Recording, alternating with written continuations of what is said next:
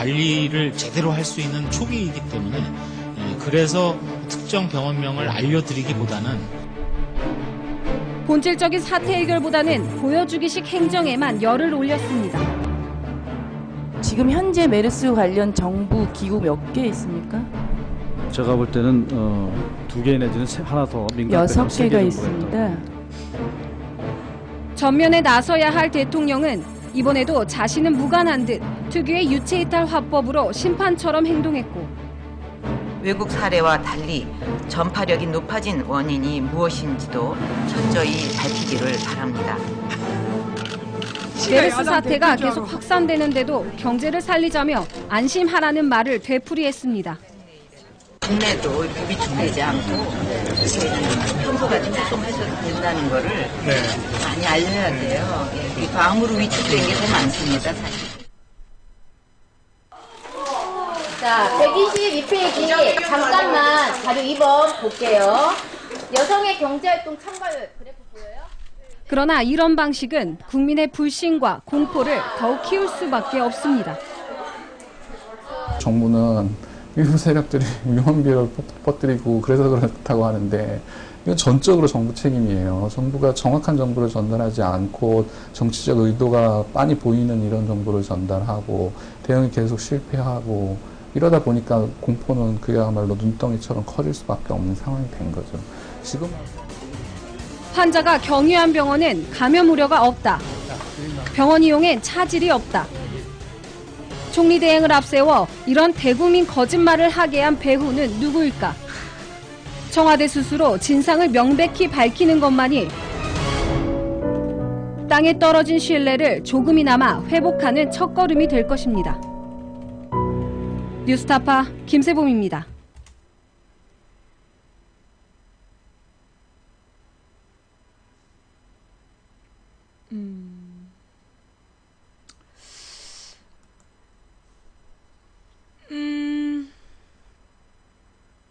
난 잡아 넣어야 된다고 봐. 누구야? 도대체 BH가 누구야? BH의 요청으로 그 경유한 병원은 무사하다라고 그렇게 쪽지를 전달한 문영표 보건복지부 장관을 시켜서 그 최경환이한테 쪽지를 전달한 놈이 누군지, BH가 누군지 밝혀내. BH가 누구야? 난 이런 놈을요, 우리 온 국민 나서야 된다고 봐요.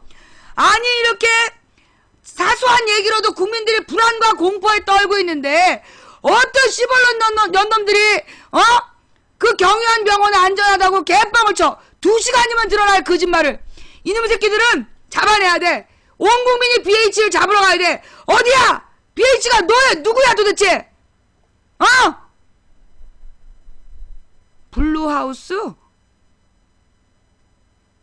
블루하우스면 청와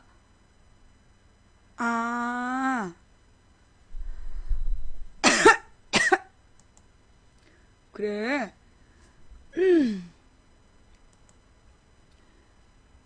황교안이가 쉽게 잡겠네.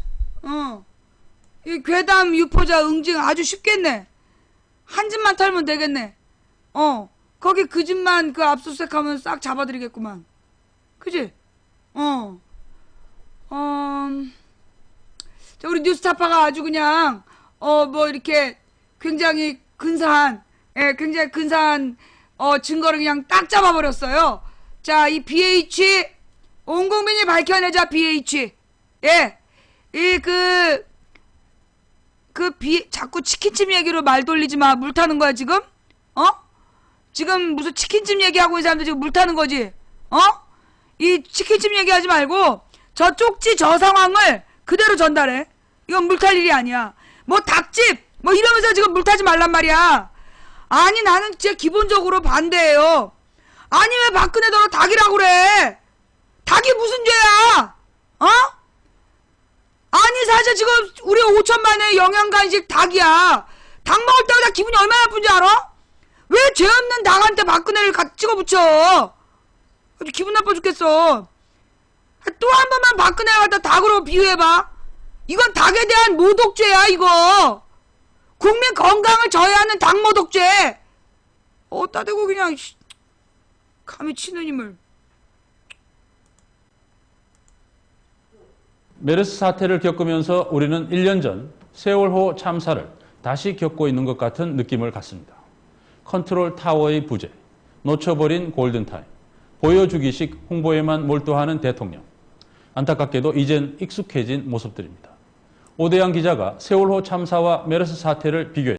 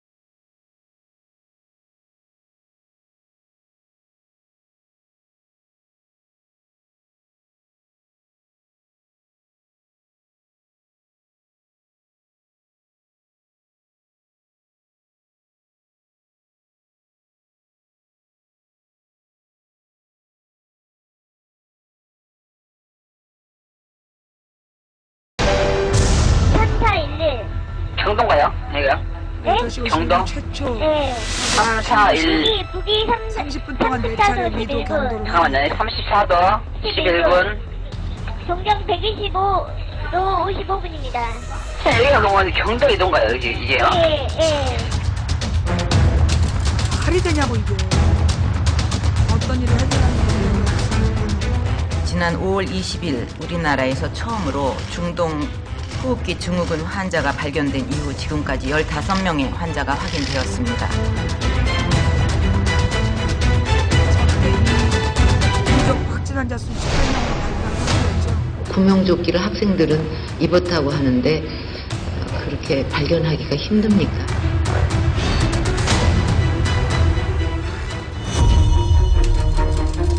쇼, 보이거나 보이도록 늘어놓는 일 또는 그런 부정권. 힘드시죠?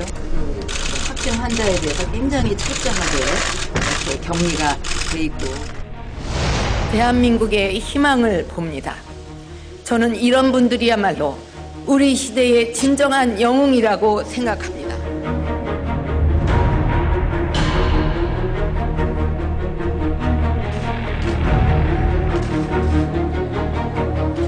이런 손 씻기라든가 또 몇 가지 건강 그 습관을 잘만 실천하면 메르스 같은 걸 무서워할 필요가 전혀 없다고 생각합니다.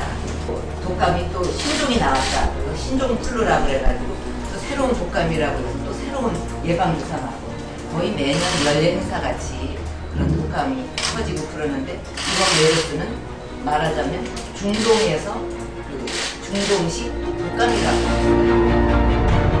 아 진짜 우리나라는 진짜 우리 나가야 돼요. 엄마한테 전화해볼까? 엄마 나 마지막 있으니까.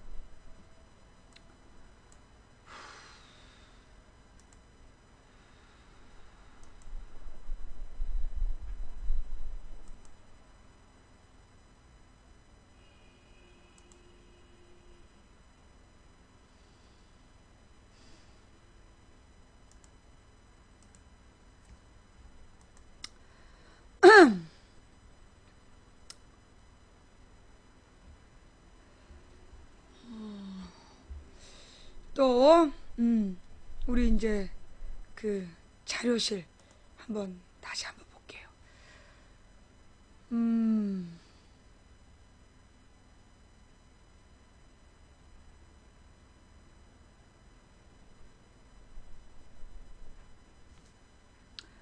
자, 뭐 이렇게 해서 이제 그 메르스에 대한 이야기, 메르스에 대한 이야기, 박근혜는 우리가 그랬잖아요. 내가 언제였지? 그 얘기 한 것 같은데 지난주였나 왜 황교안을 총리로 밀어붙인 뒤에 황교안을 총리로 밀어붙인 뒤에 그 다음에 이제 공안몰이 공포정치로 그러니까 공안몰이 공안통치가 뭐냐면 한마디로 국민들을 협박을 해서 겁을 주는 거야. 너 말 안 들으면 다 잡아 넣을 거야. 이러면서 이 국민들을 겁주는 그런 통치를 공안통치라 그래요. 황교안이를 총리를 만들어서 아마 그 짓을 할 거다라고 제가 지난주엔가 얘기를 했던 것 같은데 아니다. 그게 6월 5일인가? 그런 가능성이 있다는 얘기를 했었잖아요. 소설 첫 번째? 지금 첫 번째 소설로 다가가고 있는 거죠? 그죠? 예. 자, 또 다른 내용이 나왔는데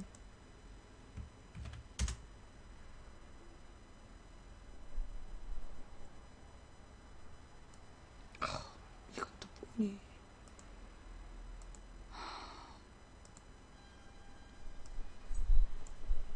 이게 언제 단독이지?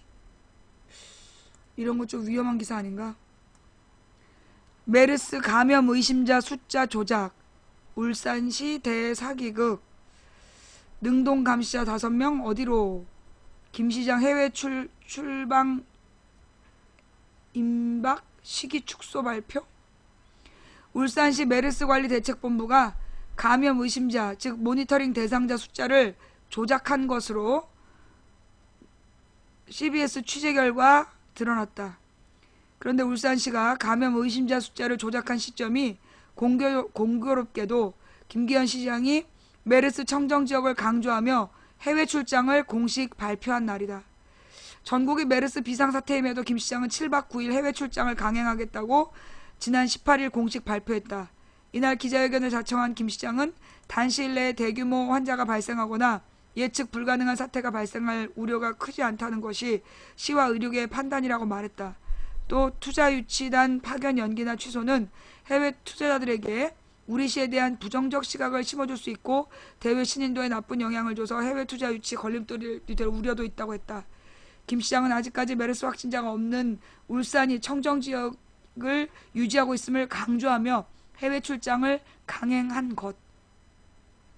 김 시장이 이 같은 공식 발표가 있기 3시간 전 울산시 메르스 대책본부는 감염 의심자, 즉 모니터링 대상자 현황 자료를 배포했다.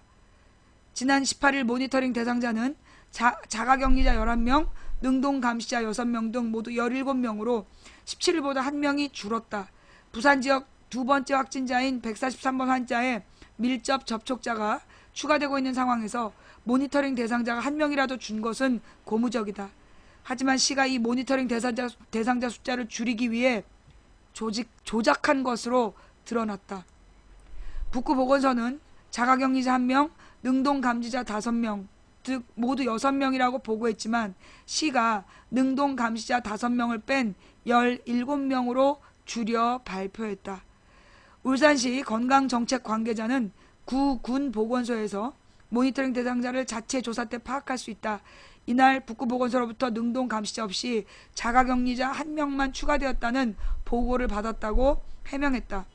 이 같은 시의 설명은 거짓으로 드러났다. 북구보건소 관계자는 모니터링 대상자 추이를 보통 매일 아침 9시 30분 전후로 파일 형식으로 문서화해서 보낸다며 18일에도 자가격리자 1명, 능동감시자 5명으로 시에 보고했다고 말했다. 이와 관련해서 시 메르스 관련 대책본부장 이지연 행정부 부시장은 북구지역 능동감시자를 빠진 현황을 보고받았으며 뒤늦게 상황을 파악 중이다. 김 시장의 임박한 해외 출장 강행을 위한 명분으로 청정지역과 감염 의심자 감소가 있다는 것을 강조해야만 했던 울산시가 메르스 감염 의심자 숫자 조작이라는 대시민 사기극을 벌였다.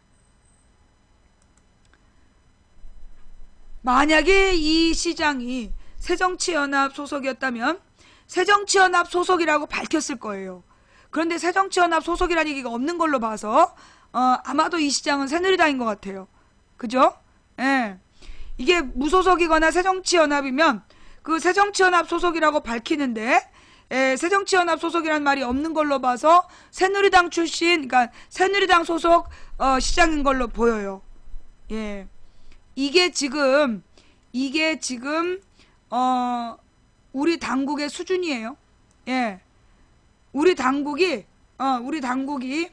이런 식으로 그러니까 한마디로 지금 황교안이가 자기가 목숨을 걸고 뭐 저기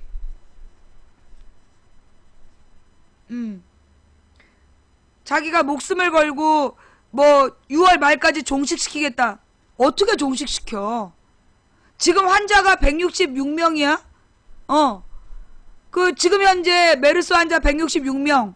사망자가 오늘 1명 늘어갖고 25명? 24명? 24명.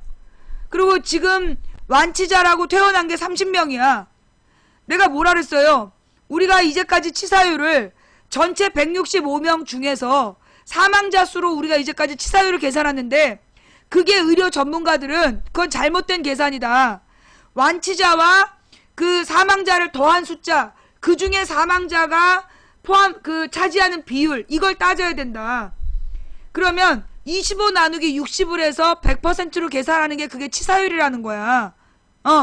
그러면 지금 치사율이 몇 프로라고 계산해야 돼?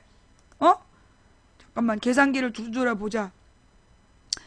25명이 사망했고 30명이 완치됐고 이걸 100분율로 계산하면 뭔가 잘못된 것 같은데? 다시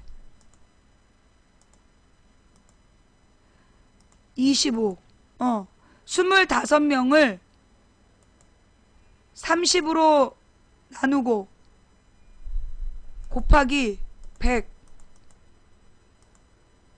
진짜야?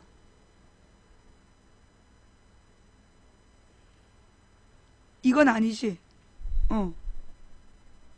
이렇게 하면 안 된다는 걸 보여준 거예요. 25 나누기 55죠. 예. 22 나누기 55 곱하기 100. 웃을 일이 아니야. 45%야. 내가 일부러 그랬어. 일부러. 사실 지금 치사율 45%면요. 사우디보다 높은 거야. 내가 일부러 이거 좀 심각한 얘기를 하려고 웃긴 거야. 사우디가 치사율 40%라고 그랬잖아. 그런데 지금 이제 원래 사망률 계산이요. 치사율 계산이 지금은 이건 사실 정확한 치사율이 아니에요. 예. 사우디가 40%야. 그런데 이거 정확한 치사율이 아니야. 왜냐하면 지금 치료받고 있는 사람들 있잖아. 그 사람들이 모두 죽거나 아니면 완치되거나 모두 완치됐을 때 그때의 치사율이 달라지는 거고 그 중에서 얼마나 죽거나 얼마나 완치되는지에 따라서 달라지는 거예요. 현재는 완치자 숫자 더하기 사망자 숫자를 더해서 분모로 삼고 그 위에 사망자를 넣었을 때 그때 45%야. 그러니까 이게 지금 사실은 굉장히 높은 수치예요. 그래서 우리가 치사율이 10%대다라고 계산하면 안 된다고. 그러니까 지금 확진 환자 166명이 모두 완치됐을 때 그때 가서 그 완치된 사람 숫자 비율 중에 사망자 숫자를 대는 거야. 그래서 지금 현재까지는 우리나라 치사율이 현재 상태로 보면 사우디보다 높은 거야. 현재 상태로 보면 사우디보다 높다고 봐야 돼요. 근데 나는 솔직히 이런 말 해도 되는지 모르겠지만 이거는 나의 추측인데 나는 이 치사율이나 사망률에 대해서 우리가 이렇게 그러니까 일단 첫 번째는 이건 내 추측 말고 이건 진짜 팩트로 얘기하면 실제로 메르스가 위험한 질병인 게 이게 메르스에 만약에 확진 환자로 이 폐세포까지 병이 걸렸으면 굉장히 심각한 상태이고 이게 후유증이 남는 거야. 폐세포가 한번 손상이 되면 복구가 안 되기 때문에 이게 메르스로 입원했던 치료 있잖아. 입원 환자들, 치료받았던 환자들이 완치받았다라고 얘기를 해도, 완치라고 얘기를 해도 그게 살아난다고 얘기할 수가 없대요.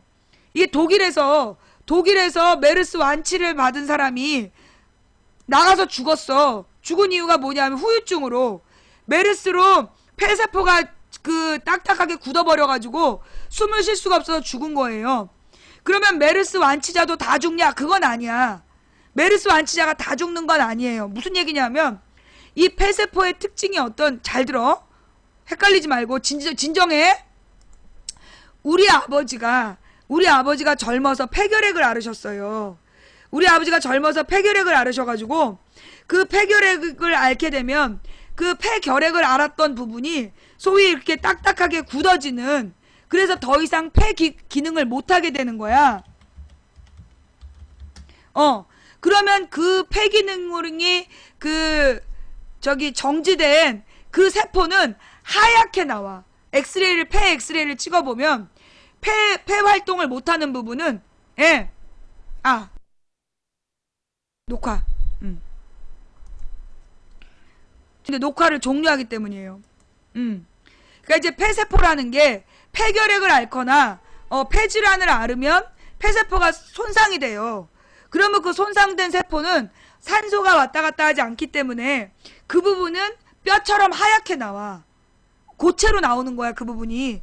그래서 폐 사진을 찍어보면 나온단 말이야. 그래서 폐가 딱딱해지면 전부 다 죽느냐? 메르스에 걸리면 전부 다 죽느냐? 그렇지가 않아. 메르스에 걸렸다가 완치됐다는 얘기는 뭐냐면 폐세포까지 그 병균이 들어가서 폐세포에 물이 차는 현상까지 나타난 거야. 그런데 그 물이 찬 폐가 어느 부분 정도냐? 몇 %냐? 그래서 일부가 물이 찼었으면 그래도 열나고 굉장히 고통스러워. 너무 고통스럽다, 그게. 그런데 그게 다행히 이제 면역력을 회복을 해서 그 물 찼던 폐 부분에서 물이 다 말라버리고 나았어. 그러면 폐 전체 중에 이렇게 상한 부분이, 공격당한 상한 부분이 뭐 한 25%나 30%다. 사는데 지장은 없어요. 폐세포가 25%에서 30% 정도가 정지가 돼도 사는데 지장이 없어. 그런데 이게 폐렴을, 그러니까 메르스 병균이 폐포의 뭐 95% 정도를 공격했다. 그러면 5%만 갖고 살아야 되는 거야. 그러니까 힘드는 거지.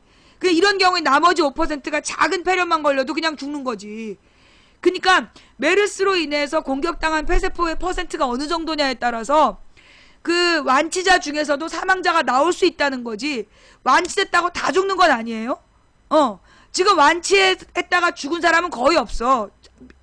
내가 기사로 본 거 1명이에요. 그러니까 메르스 완치자는 안 죽는다, 그건 아니야. 메르스 완치자 중에서도 폐가 어느 정도 손상됐느냐에 따라서 생사가 달라질 수 있다. 그래서 좌우지간 이 치사율이라는 건, 그러나 그거는 메르스가 완치된 다음에 후유증으로 죽은 거기 때문에 메르스로 죽은 치사율에는 안 들어간다는 거예요. 집중 좀 해. 숫자 쓴 사람들 모두 블랙 한번 걸어봐. 지금 숫자 쓴 사람들 모두 블랙 건다. 좋지? 알았어. 지금부터 블랙이야. 자, 내가 숫자 쓰지 말라 그랬지? 누구 맘대로 숫자 써?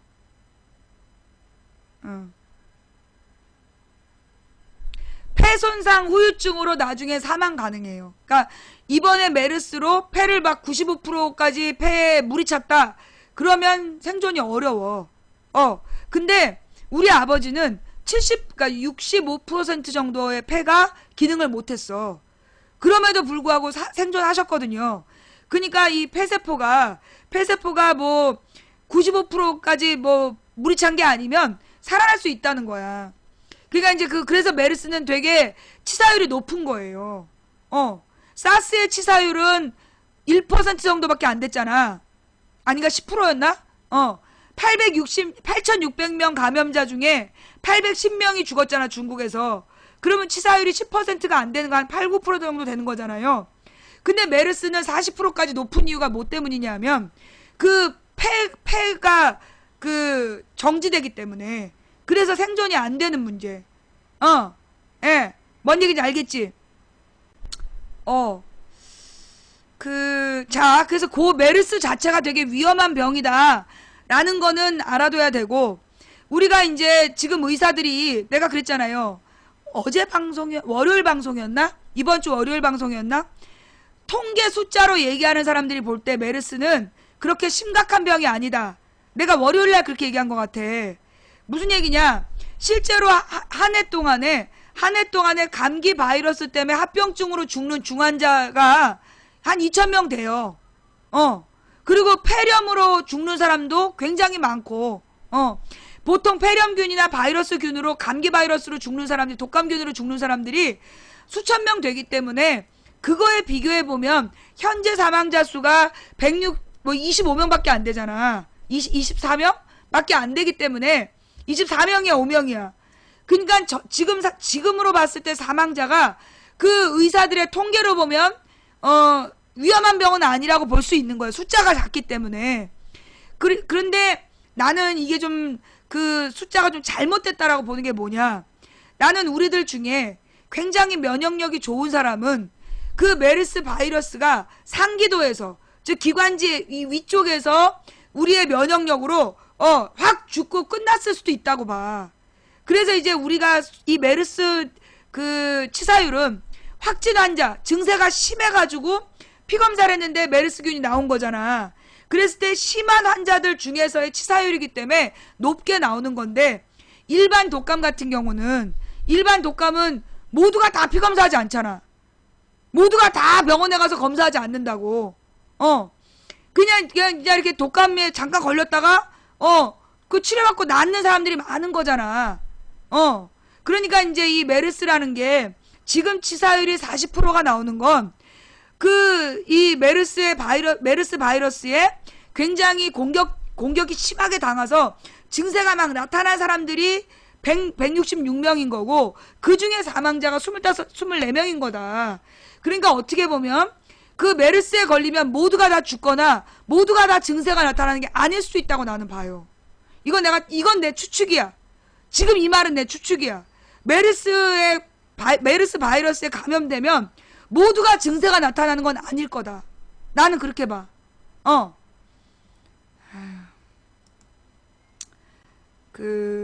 빨갱이는 지금 청와대 가서 찾아. 빨갱이 딸이 대통령 하는 나라에서 어디다 대고 빨갱이야. 예. 지금 내가 얘기한 부분은 나는 추측인데, 메르스에 감염되면 모두 증세가 나타나고 메르스에 감염되면 모두 죽는 거다. 나는 그게 잘못됐다고 봐. 무슨 얘기냐? 사실 독감균도요, 모든 사람에게 노출이 돼요. 그런데 독감 바이러스에 노출된다고 다 독감에 걸리지 않아. 그런 것처럼 우리가 메르스에 노출된다 그래서, 메르스 바이러스에 노출된다 그래서 전부 다 메르스에 걸리는 건 아니라는 거야. 왜? 나는 그게 그 격리자 숫자가 난 의미라고 봐. 무슨 얘기냐?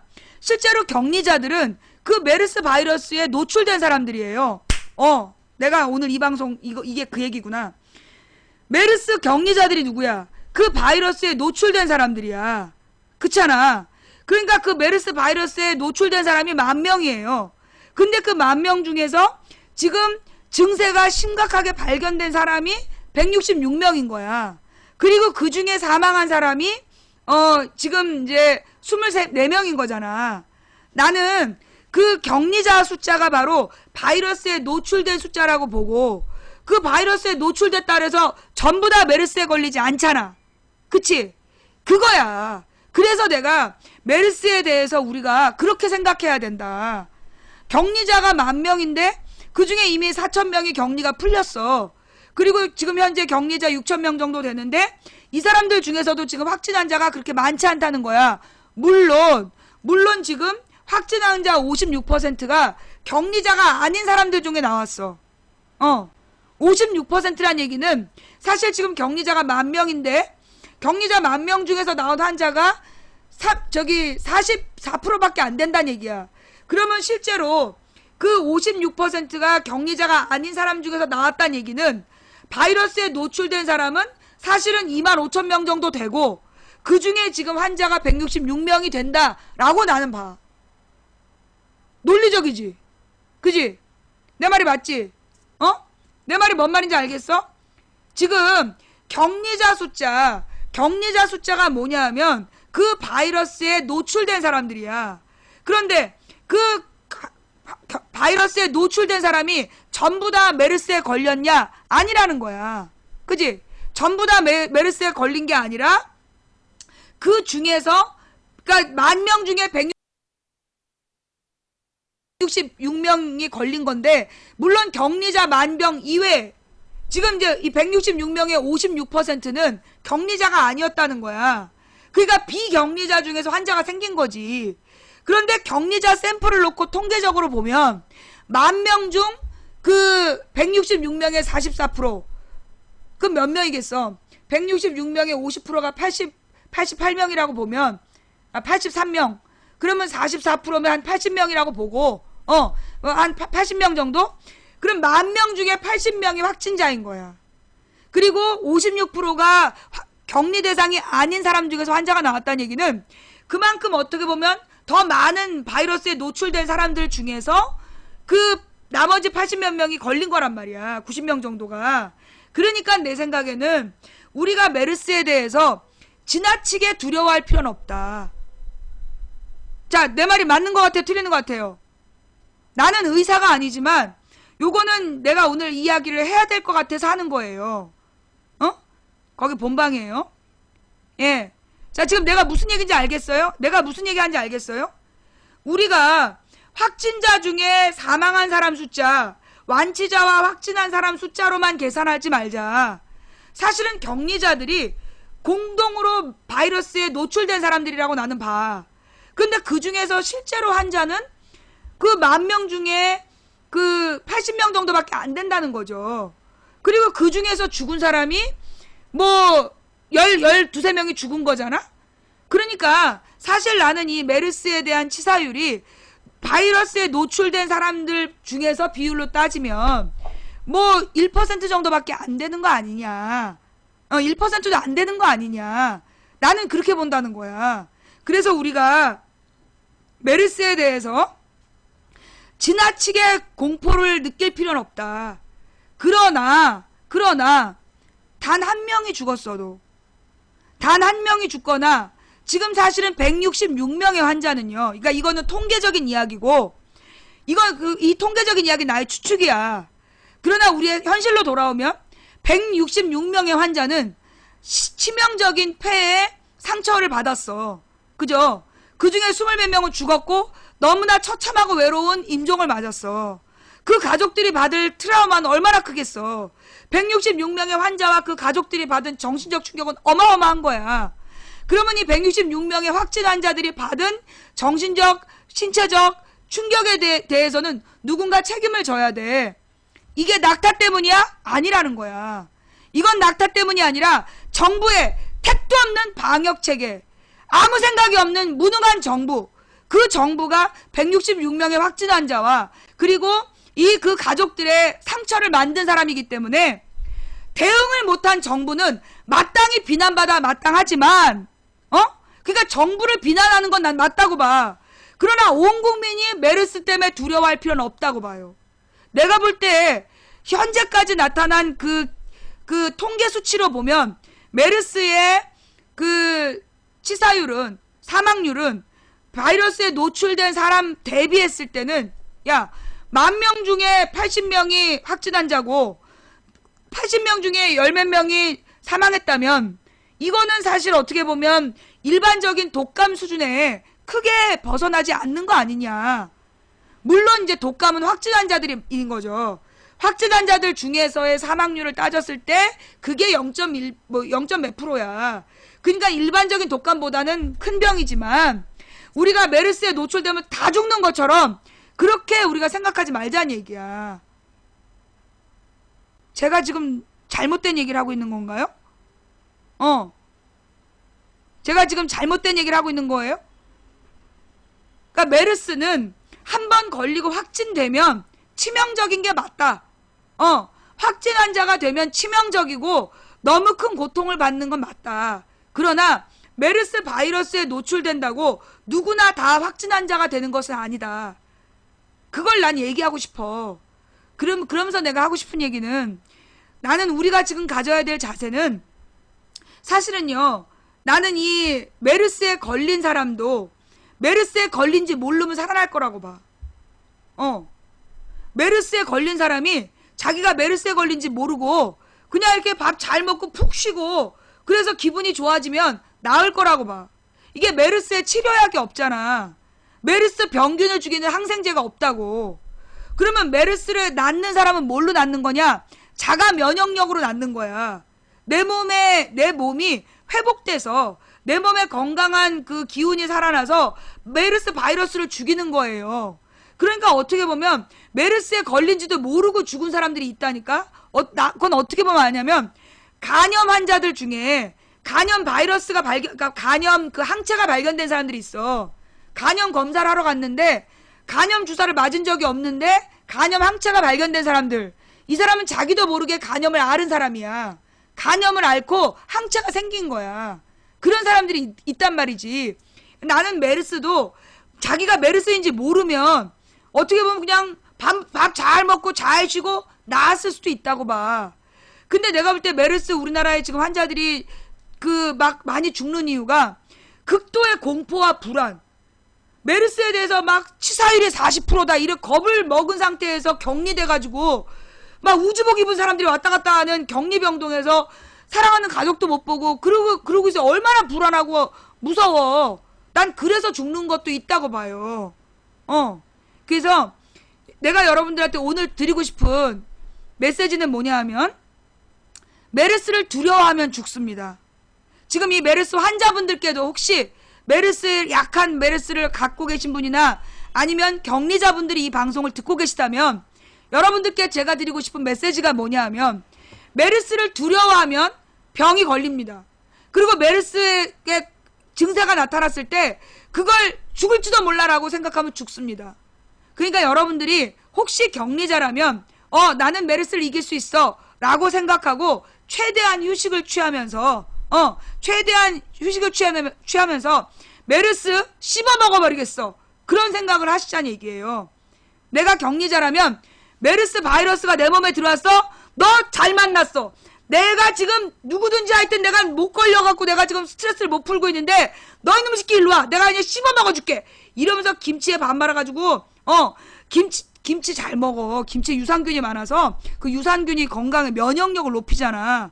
그러니까 신김치에 얹어갖고 밥을 우고우고 먹으면서 너 메르스 이놈 새끼 너 한국 김치의 맛을 봐라. 그러면서 이제 막 김치 막 먹고 밥 잘 먹고 푹 쉬어야 돼. 그 메르스 환자가 제주도 여행을 갔다가 이 사람이 병이 난 이유는 난 그렇게 봐요. 양심의 가책이 아니었을까?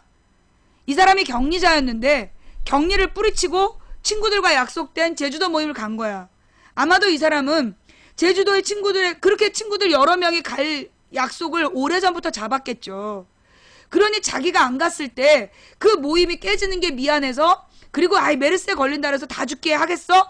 그런 마음으로 갔지만 여행 내내 두려웠을 거야. 여행 내내 양심의 가책을 느꼈을 거고, 나는 그게 마음의 병이 결국 메르스를 발현시켰다라고 나는 봐. 의사는 아니지만 내가 볼 땐 그래. 그러니 혹시 메르스 격리자라면, 왜 메르스는 격리자가 돼야 되냐? 쉬어야 돼요. 여러분이 만약에 메르스 격리자라면 내가 그동안 돈도 벌어야 되고 지금 집에 빚이 얼마고 막 그런데 나더러 메르스를 쉬라고 그래? 그러면서 막 욕하고 몰래 일하러 가지 마세요. 중요한 얘기예요. 이거 굉장히 중요한 메시지인데, 제주 여행자는 확진 전에 갔다 오고 나서 1차 검사 후 2차 결과 나오기 전에 탈출 소동이 일어난 거다. 확진 전에 갔다 오고 나서. 제가 또 기사 잘못 읽었나 봐요. 저는 그 메르스 환자가 어떤 기사에서는 메르스 환자가 그 제주도 여행 간 사람이 확진자인데, 그러니까 그 격리자였는데 격리를 뿌리치고 여행 갔다고 들었어요. 예. 격리를 뿌리치고 여행을 갔다가 그리고 여행하고 와서 확진이 된 거고, 확진된 다음에도 무슨 난동을 폈는지 모르겠어. 예. 그건 오버였어요? 모르고 갔어? 모르고 갔어. 그러면 그 사람은 노출된 상태에서 모르고 여행을 갔다. 그러면 좀 아까 얘기는 틀렸겠죠? 예. 근데 그러면 여행이 힘들어서야. 그 사람은 어떻게 보면, 예. 아까 그 환자에 대해, 그러니까 내가 어떤 뉴스를 들은 거냐 하면, 그 환자를 비난하는 뉴스를 들었다니까. 내가 어저께 라디오에서 그렇게 들었어요. 어젠가 오늘 아침에 그 제주도 여행한 환자가 시민의식이 실종됐다 그러면서 분명히 그렇게 나왔어. 격리자였는데, 격리 대상이었는데 여행을 갔다. 격리 대상이었는데 여행을 갔다라고 보도가 나왔어. 어젠가 오늘인가 분명히 그렇게 나왔어. 그게 거짓말이었구만. 이 쌍놈 새끼들. 시민의식이 결여됐다라고 그렇게 보도했다니까.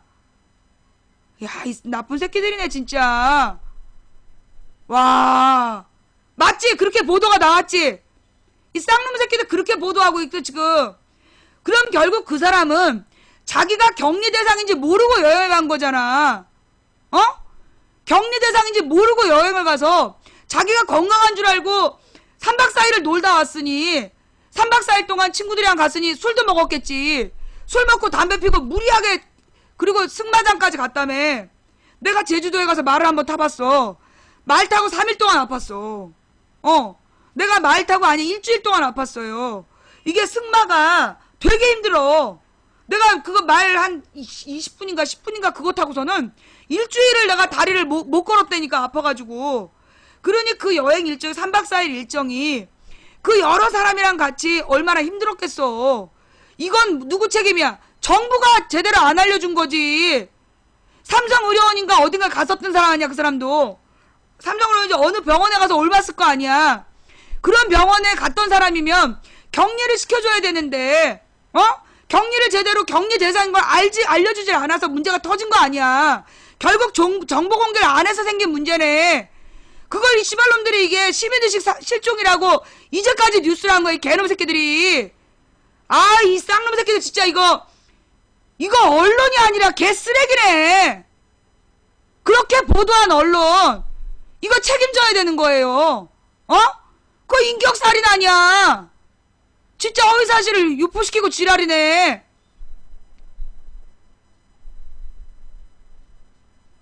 자, 그래서요. 그러니까 나는 그렇게 본다고. 이게 본인이 그러니까 지금 이 메르스 시점에는요, 우리가 모두 무리하면 안 돼. 내가 걱정하는 부분은 그거야. 그러니까 나는 이 메르스가 바이러스에 노출되면 모두 확진 환자가 되고 모두 죽는 건 아니라고 봐요. 예. 이 메르스가 그 바이러스에 노출되면 모두 확진 환자가 되는 건 아니다. 왜? 격리자들이 증거야. 격리자가 10,000명이었어. 10,000명은 누구야? 바이러스에 노출된 사람들이야. 그런데 그 노출된 사람들이 모두 확진 환자가 되는 건 난 아니라고 봐. 그 중에 확진 환자가 일부 있었던 거지. 아주 소량. 그리고 그 중에서 사망자도 아직은 소량이야.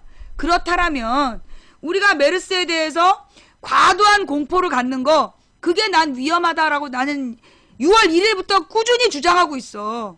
과도한 공포심이 사람을 죽여요. 내가 6월 1일에 그 얘기했잖아. 어떤 엔지니어가 업소용 냉장고를 고치러 가서 얼어 죽었는데, 저체온증으로 죽었는데, 알고 보니까 온도가 27도였고 기온이 27도였고 고장난 냉장고 안에서, 자기는 냉장고 안에서 얼어 죽을 거란 생각 때문에 얼어 죽었다고. 암도요. 암도 내가 암인지 모르면, 암 검사 안 하고 암인지 모르면 사는 거야. 사는데 지장이 없는 거야.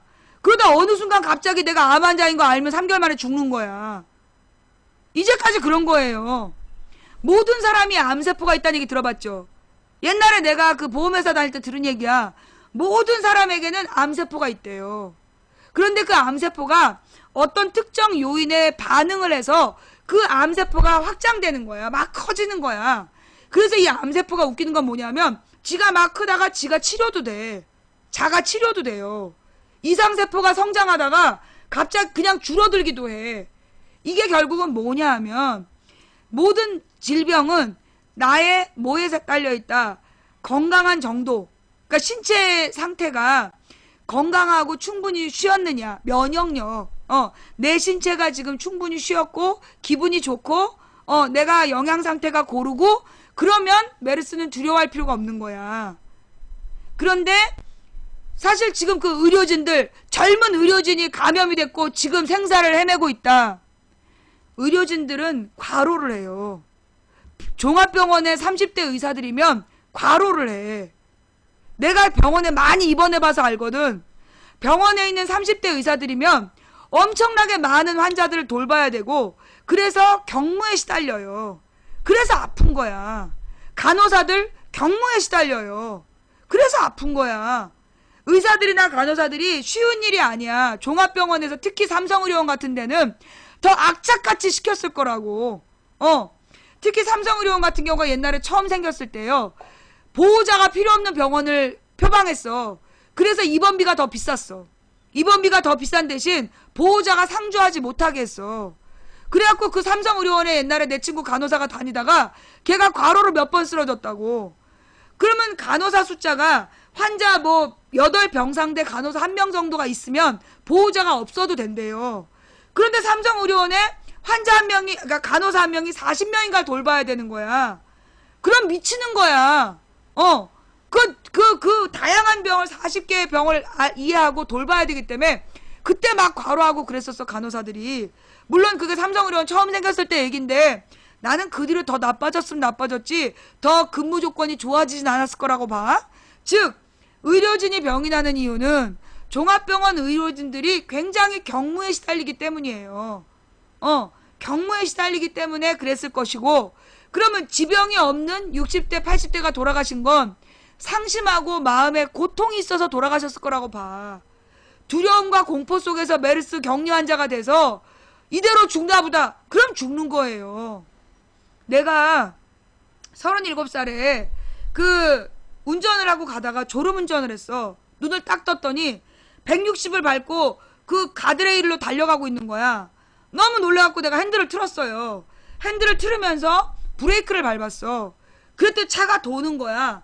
차가 이렇게 막 도는데 나는 그때 어떤 생각을 했냐면 나는 살 수 있어.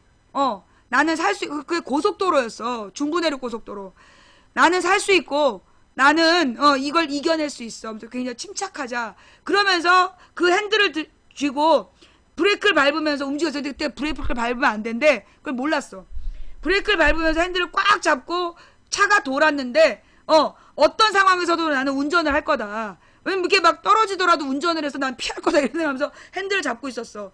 그 순간 내 앞에 그 짧은 37년의 인생이 주마등처럼 지나가더라고. 37년이 한 2, 3초 안에 지나갔어. 그러면서 나는 그때 살아나왔어요. 살았는데 그때 든 생각이 뭐였냐면 내가 오늘 나는 오늘 죽은 거다. 내가 딱 그 도로를 봤을 때 도로에 자욱한 내 타이어 탄 연기, 차 타이어가 타가지고 연기가 자욱한 거야. 그리고 그 버스하고 트럭 막 이런 게 지나가면서 클락션을 울리는 거야. 너 때문에 우리 죽을 뻔했다. 내가 만약에 그 고속도로에 돌다가 뒤집어지거나 멈췄으면 연쇄 추돌사고로, 수십 중 추돌사고로 대형 사고가 났을 거야. 굉장히 많은 사람들이 그날 죽었을 거라고.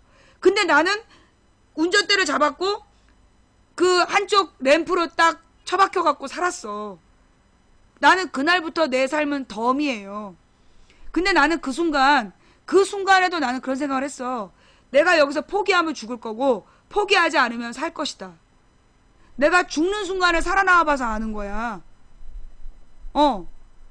그 램프라는 게 이게 차가 나가는 곳이거든. 거기에 내가 처박혔기 때문에 살았어. 만약에 그게 아니라 고속도로에 멈췄으면 그냥 뒤에서 온 버스나 트럭에 치였으면 죽는 거예요. 그게 고속도로 대형 사고의 원인이야. 졸음운전을 혼자 죽지 않아. 많은 사람이 같이 죽어요. 수십 종 추돌사고 나는 거야. 근데 내가 그때 마지막까지 포기하지 않았고 난 살아났어. 그래서 내가 하고 싶은 이야기는 뭐냐 하면 우리는 모두 메르스 바이러스에 노출될 수 있어요. 이미 지금 상황이 우리 정부가 너무 대책 없이 메르스 바이러스를 퍼뜨렸기 때문에, 물론 정부가 의도한 게 아니야. 초동 대응을 못 해가지고, 초동 대응을 못 해서, 그래서 이 사람들이 너무나 심하게 메르스가 퍼졌어요. 그래서 우리가 원치 않아도 메르스 바이러스에 노출될 수 있는 거예요.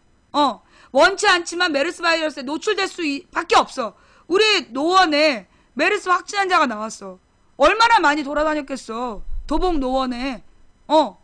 그 도봉 노원에 돌아다닌 그 메르스 환자가 얼마나 많이 바이러스를 뿌렸겠어. 그걸 내가 어떻게 피해? 그렇잖아요. 거기 왔다 갔다 했던 사람들이 다 이렇게 접촉을 해서 퍼졌을 텐데, 이 바이러스는 사람에서 사람의 접촉으로 간단 말이야. 그걸 어떻게 피하겠어? 그러면 결국은 어떤 마음을 가져야 되냐 하면, 우리가 메르스 바이러스에 우린 노출됐을 수 있다. 그러나 메르스 바이러스에 노출된다 해서 다 죽는 건 아니다. 그런 생각을 갖자는 거예요. 우리가 메르스에 노출된다 해서 다 확진 환자가 되는 거 아니다. 격리자 봐라. 10,000명의 격리자 중에 환자는 단 166명이다. 그리고 그 166명 중에 격리자가 아닌 사람이 60%다. 그러면 실제로는 22,000명 정도의 바이러스 노출이 있었고, 그 중에 166명이 환자이고, 그 중에 21명이 죽은 거야. 23명이. 그러니 우리가 지금 메르스에 대해서 지나친 공포와 두려움을 가질 필요는 없습니다. 그러나 단 한 명이 정부의 잘못으로 죽었더라도 이건 정부에게 책임을 물어야 됩니다. 자, 망치부인 말이 무슨 말인지 이해하시겠습니까? 예? 지금 망치부인 말이 무슨 말인지 이해하시겠어요?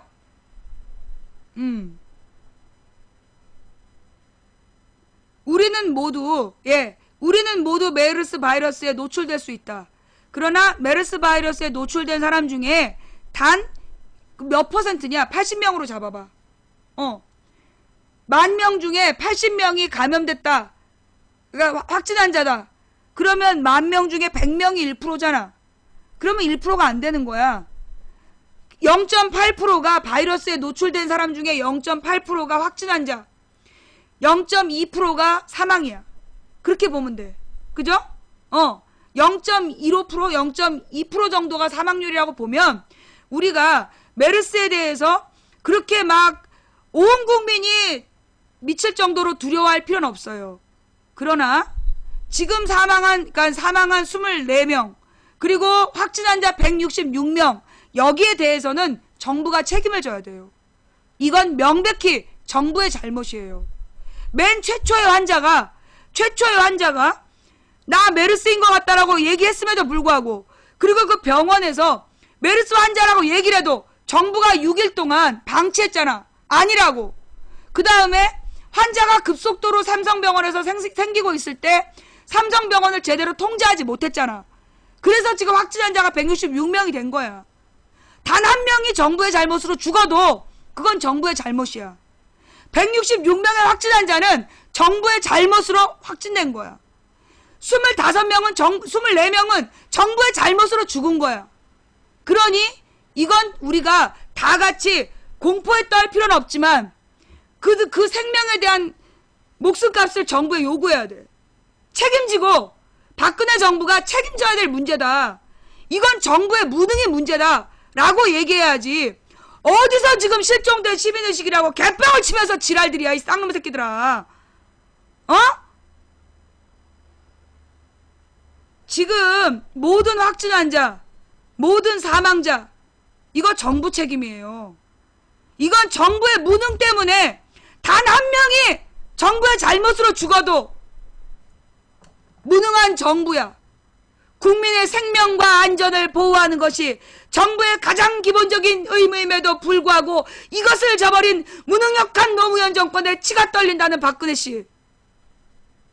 24명이 메르스로 24명이 메르스로 죽고 166명이 평생 지워지지 않을 폐의 상처를 갖고 살아야 돼.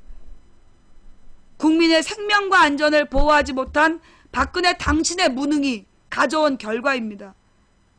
지금 보니까요, 쟤네들 분위기가 이 모든 책임을 보건복지부 문영표한테 덮어씌워서 보건복지부 장관 바꾸고 그 자리에다가 좀 노한규라든가 이런 의사협회 의사 너무 띄우잖아.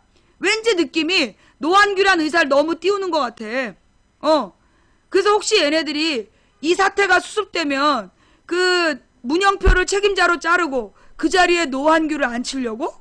그런 생각까지 들더라고. 너무 띄우길래. 물론 노한규란 사람이 했던 말 자체는 틀린 말은 아니에요. 예, 틀린 말은 아니지만 뭔가 좀 수상하더라. 왠지 느낌이 그렇더라. 뭐 이런 얘기지. 이번 문제는 문영표만의 문제가 아니야. 문영표가 뭐 했어? BH 쪽지 전달한 거밖에 더 있어? 청와대 지시 전달밖에 더 했어? 자, 그런데 여기서 중요한 얘기는 뭐냐면요. 지금 중요한 거는 청와대가 그 감염병 매뉴얼을 안 지켰다는 거야. 정부가 보건의료 당국이 이제 그나마 형식적으로 만들어 놓은 매뉴얼도 전혀 지키지 않았다는 게 중요한 거고, 그리고 지금도 심각 상태인데 심각 상태에 맞게끔 대처하고 있지 못하다는 거고, 그게 매뉴얼대로 안 하는 정부의 무능일 뿐만 아니라 보다 더 근본적인 문제가 있어요. 뭐냐? 여러분, 제가 옛날에 세월호 사건 터졌을 때 왜 그 전원 구조 오보가 왜 나왔을까? 그 얘기를 했어. 그래서 내가 무슨 얘기를 했냐 하면, 그 전원 구조 오보가 나온 건 박근혜 리더십의 문제다. 기억나세요? 작년에 내가 세월호 때 왜 전원 구조라는 오보가 나왔느냐, 이거 박근혜 리더십의 문제다. 기억나죠? 그게 왜 박근혜 리더십의 문제였냐 하면, 실제로 이 박근혜가 박근혜식 통치를 독재 정치를 하래. 무슨 얘기냐면 모든 사람이 박근혜 눈치만 봐. 박근혜가 시키지 않은 일을 했다가 사고가 나면 완전히 개죽음이기 때문에 박근혜가 시키는 일만 해. 그게 박근혜식 리더십이야. 가만히 엎드려갖고 박근혜가 시키는 거 적기나 하고, 질문도 하지 않고 반론도 제기하지 않고 오로지 시키는 대로만 하는 거. 그런 체계를 만든 게 박근혜야.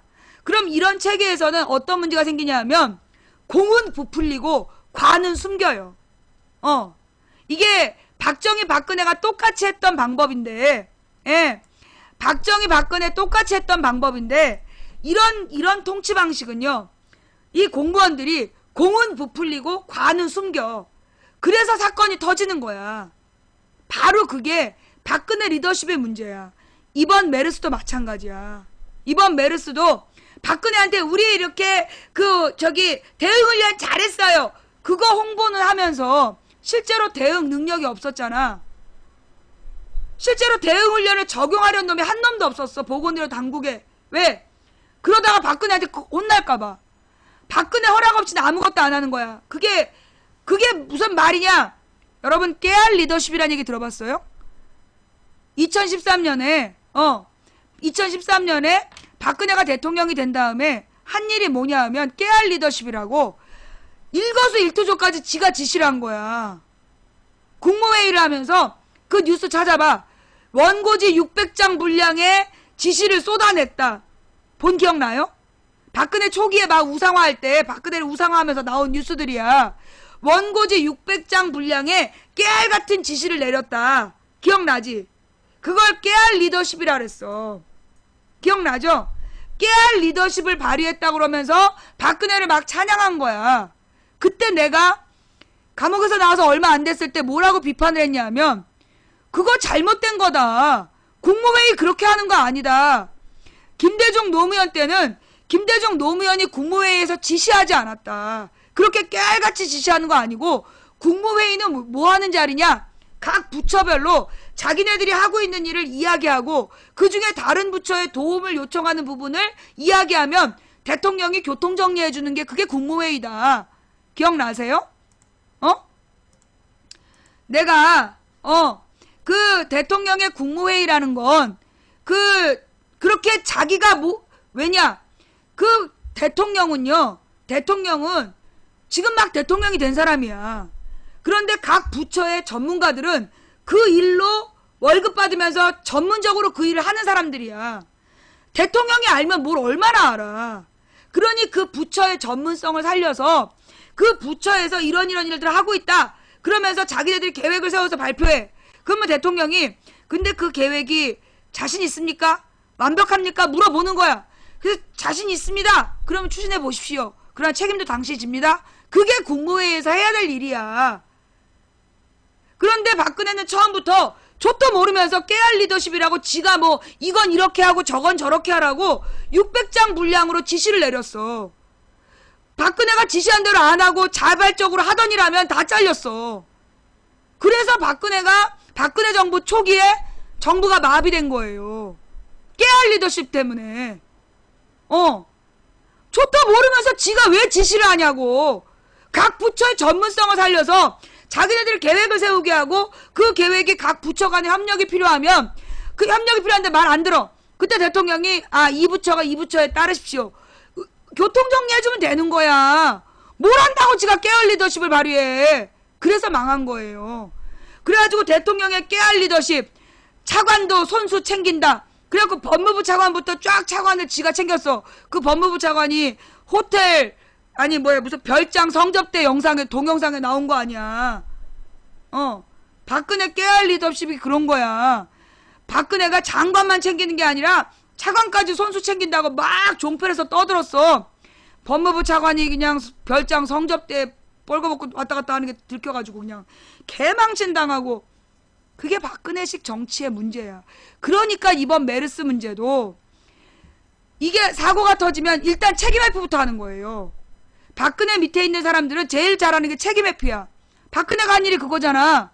책임 회피. 우리는 컨트롤 타워 아니에요? 이거 우리 부처 일 아니에요? 이거 나한테 물어보지 마세요. 일단 이런 박근혜나 박정희식 정치하에서는 공무원들이 제일 먼저 하는 게 복지부동. 아무 일도 안 해. 뭐가 떨어질 때까지 가만히 엎드려 있어. 그 다음에 뭔가 문제가 생기면 일단 남의 탓을 해. 내 탓이 아니라고 남 탓을 해. 근데 만약에 내 밑에서 어떤 부하가 뭐 잘한 것 같으면 그거 내가 했다고 그래. 박근혜가 그러잖아. 자기가 어저께 그 박근혜 빠돌이가 하나 와가지고 막지는 못했지만 대처는 잘했다고. 야, 뭘 대처 잘했냐 갖고 와봐라 했더니 그 메르스 바이러스가 변이를 안 했다고. 메르스 바이러스가 변이를 안 한 게 왜 박근혜가 잘한 거야. 박근혜가 거기서 뭘 대처한 거야. 메르스 바이러스가 변이를 안 한 게 왜 그게 박근혜 공이야. 심지어 지가 낙타야? 낙타야? 낙타 바이러스, 낙타 독감 바이러스가 변이를 안 한 게 그게 왜 박근혜 공이야? 나 진짜 열받아. 돌아와. 이게 그거예요. 뭐 하나 좀만 잘 돼 있으면 지가 잘했다고 뻥 까는 거. 이게 박근혜식이잖아. 박근혜식이 그런 식이야. 자기가 누가 잘한 거는 다 지공. 그 다음에 잘못한 건 남 탓. 뭐 똑바로 정부에서 하라고. 나는 가끔 박근혜를 보면서 드는 생각이 곧 방송을 끊어야 될 때가 다가오는데 내가 박근혜를 보면서 드는 생각이 아직도 박근혜의 마음속의 대통령은 노무현? 나는 박근혜 마음속에 영원한 대통령은 노무현이 아닐까. 자기가 대통령인데 정부가 이런 걸 똑바로 해야 된대. 나는 박근혜 마음속에 영원한 대통령은 노무현이 아닐까. 아니 지가 대통령인데 정부에다가 뭘 똑바로 하래. 그지? 박근혜 유체 이탈의 원인을 내가 찾았어. 박근혜가 뻑하면 정부 탓을 하잖아. 그걸 똑바로 하라고 막 그러잖아. 막 야단치고. 그게 내가 볼 때 박근혜 마음속의 대통령은 노무현이야. 지가 대통령이 아니라. 사실은 이명박도 대통령은 노무현이었던 것 같아. 그래서 왜 뭐가 잘못되면 이게 다 노무현 탓이라 했잖아. 이명박도 박근혜도 사실은 대통령이 노무현이라고 생각하는 것 같아. 그들의 마음속의 대통령은 노무현인 거야. 그래서 이명박은 지가 잘못해놓고 지네 정부에서 잘못했는데 노무현 탓을 하는 거야. 노무현이 잘못한 거라고. 박근혜도 정부대로 똑바로 하는 게 아직도 대통령이 노무현인 줄 아는 것 같아. 그래서 그래. 이해가 깔끔하게 되지. 왜 이명박이 5년 동안 노무현 탓을 했는지, 왜 박근혜가 지금 2년 반 동안 정부대로 똑바로 하라고 그러는지 완전히 답이 해결이 됐지. 내가 답을 딱 찾은 거야. 원인. 그치? 박근혜 이명박이 노빠였던 거지. 그 마음속에 대통령이 노무현밖에 없는 거야. 이명박도 지가 대통령인 걸 몰랐던 거고 박근혜도 지가 대통령인지 모르는 것 같아. 야, 아직까지도 정부대로 똑바로 하면서 욕을 하고 있는 거야. 예. 자, 그러면서 여러분, 우리가 매우 중요하게 봐야 될 뉴스가 있는데요. 뭐냐 하면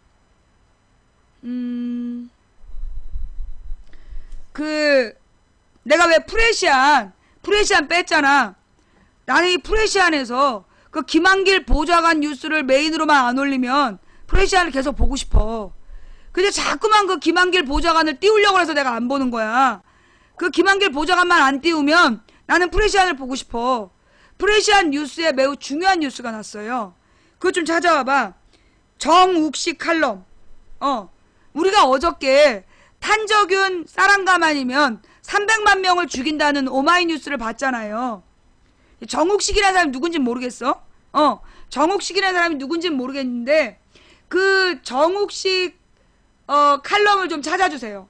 예, 정욱식 칼럼을 찾아주시고 그 전에 경향신문 기사를 하나 보고 갈게요. 정욱식 칼럼 뭘 찾아오냐면 그 탄저균 100kg이 300만 명을 몰살시킬까라는 글. 예, 그 글을 좀 찾아봐 주세요. 아니, 그리고 왜 이게 저기 경향신문 기사 자체 이게 안 뜰까? 뉴스로? 메르스 대응에서 근본적 실수를 반복했다라는 경향신문 기사가 있었는데 그게 왜 뉴스로 안 뜨지?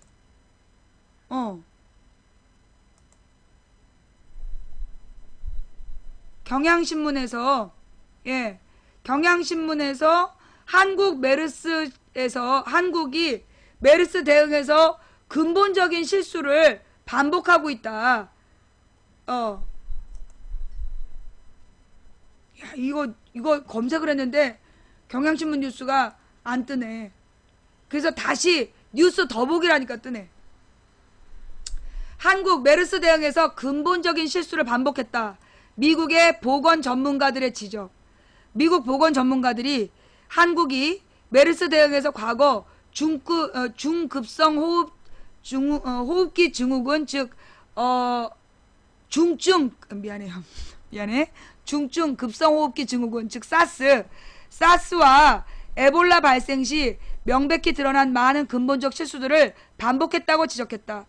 연합뉴스에 따르면 미국 조지타운 대학의 로런스 고스틴 공중보건법 교수와 감염병 전문의인 데니얼 루시 박사가 메르스 세계보건의 과제라는 미국 의학협회지 기고문에서 이같이 지적하고 실수의 예로 투명성 부족과 부실한 감염 통제, 불필요한 학교 폐쇄 등 사회적 혼란을 꼽았다.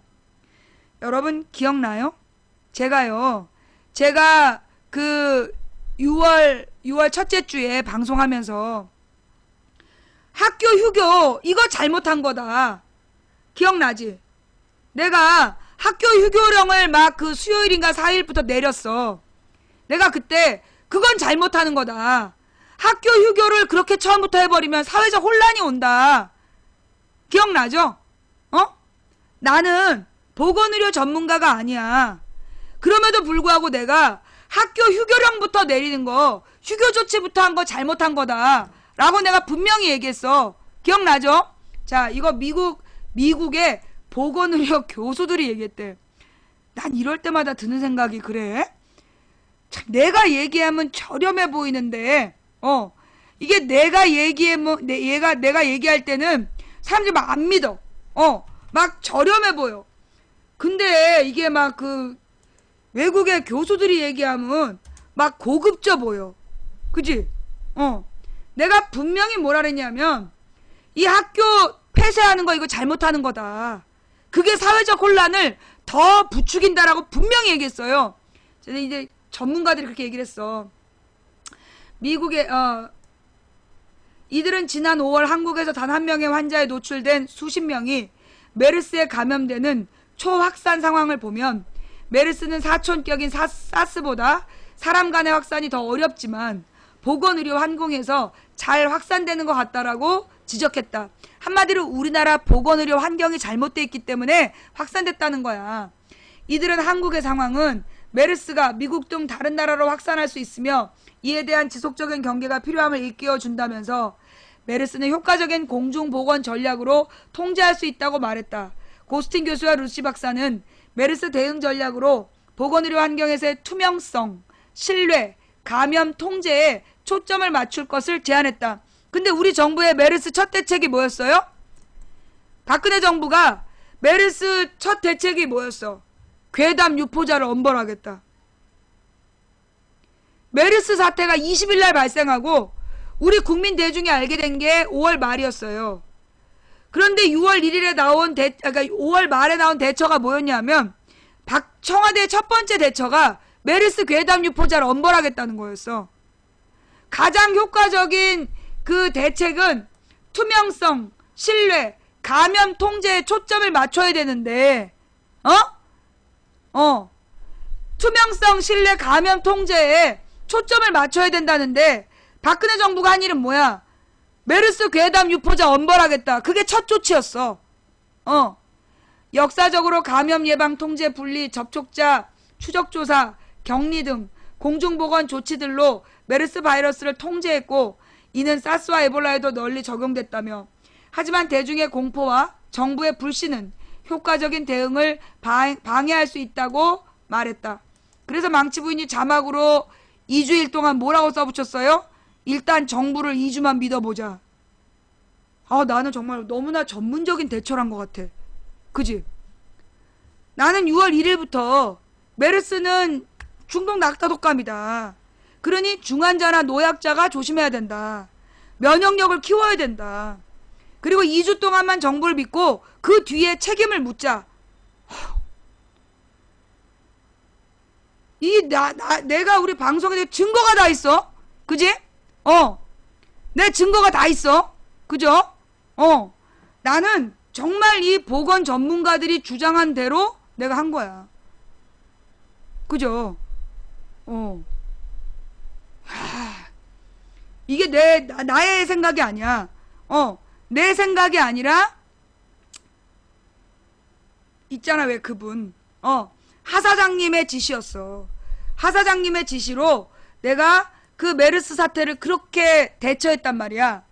근데 지금 와서 아니 나는 내가 놀란 게 솔직히 그 6월 첫째 주에 되게 불안했어. 이러다가 내가 나중에 그 혹시 조치 잘못했다고 이거 책임져야 되는 거 아니냐. 막 그런 고민이 들었었어. 그런데 그 6월 3일 날 담대하라. 하나님 담대하라 이렇게 얘기하셨고 내가 그대로 얘기를 쭉 했잖아요. 근데 그 조치를 하길 지금 얼마나 잘했냐고. 지금 박근혜 정부에서 괴담 유포자로 나를 잡아놓고 싶을 거 아니야. 그지? 얼마나 박근혜 지지자들이 나를 잡아놓고 싶어서 환장을 했겠어. 그런데 망치 부인은 아유 교수 박사들이 얘기한 대로 원칙을 지켰어. 이게 내가 이게 나 혼자 하는 방송이 아니거든. 요게 다 우리 하 사장님의 우리 이 하 사장님의 치밀한 전략, 치밀한 서포트. 이들은 메르스의 경우 보건당국이 처음에 환자들을 치료한 병원을 공개하지 않았다면서 투명해야 대중의 신뢰를 받는다. 과학적 불확실성을 고려할 때 보건당국은 메르스 발생에 대해 아는 것과 모르는 것을 완전히 공개해야 한다. 그런데 지금 박원순이 저기 고소당했잖아. 박원순을 지금 우리 검찰이 지금 공개했다고. 그 명예훼손했다고 개뻥을 치면서 지금 수사하겠다는 거 아니야? 고발 조치로 지금 기소하겠다는 거 아니야? 이들은 또 메르스 감염 통제를 위한 조치로 의료 종사자 훈련 및 특정 여행자 진단 검사, 확인된 접촉자 등으로 격리를 최소화하고 지역사회 감염 증거가 부족한 만큼 여행 금지 또는 학교 폐쇄 조치 자제 등을 권고했다. 광범위한 사람들에게 공포를 심지 말고 정확한 타겟을 잡아서 밀착 격리를 했어야 됐는데 우리 정부가 이걸 못한 거야. 미국의 보건 전문가들의 주장입니다. 지금 박근혜 정부에서 잘못했고 망치 부인은 박근혜 정부와 그 지지자들이 사고 칠 때 나는 원칙을 따랐어. 원칙을 지켰어. 나는 박원순도 원칙을 지켰다고 봐. 그런데 지금 검찰이 박원순을 검찰이 지금 박원순을 기소하려고 준비 중이래잖아요. 법원에서 어떻게 하는지 보자고. 나는 박원순이 만약에 기소되고 박원순이 유죄 판결 받으면 난 국민들이 들고 일어날 거라고 봐. 솔직히 지금 국민들이요, 이 메르스 사태에 대해서 정부가 아무 대처도 안 하고 공개도 안 하고 뻘짓거리 하고 있을 때 박원순이 욕먹을 각오로 공개하는 바람에 그나마 이 메르스 사태에 대해서 진실이 알려지고 사태가 수습되기 시작했잖아. 나는 박원순한테 쟤네들이 기소를 하고 유죄 판결을 내린다라면 나는 국민들이 들고 일어날 거라고 봐. 무서운 일이 벌어질 거라고 나는 봅니다. 자, 그러면서 우리가 어저께 탄저균이 우리 탄저균 몇 그램이 수십만 명을 죽인다 이렇게 알고 있었잖아. 그게 가짜래요. 그게 허위사실이래. 그럼 오마이뉴스가 허위사실 유포한 게 아니야. 오늘 이 뉴스 되게 중요하니까 한번 봅시다. 탄저균 100kg이면 300만 명을 몰살 사실일까? 필자는 탄저균 전문가가 진짜 이놈의 탄저균 전문가가 아니다. 자, 집중. 집중.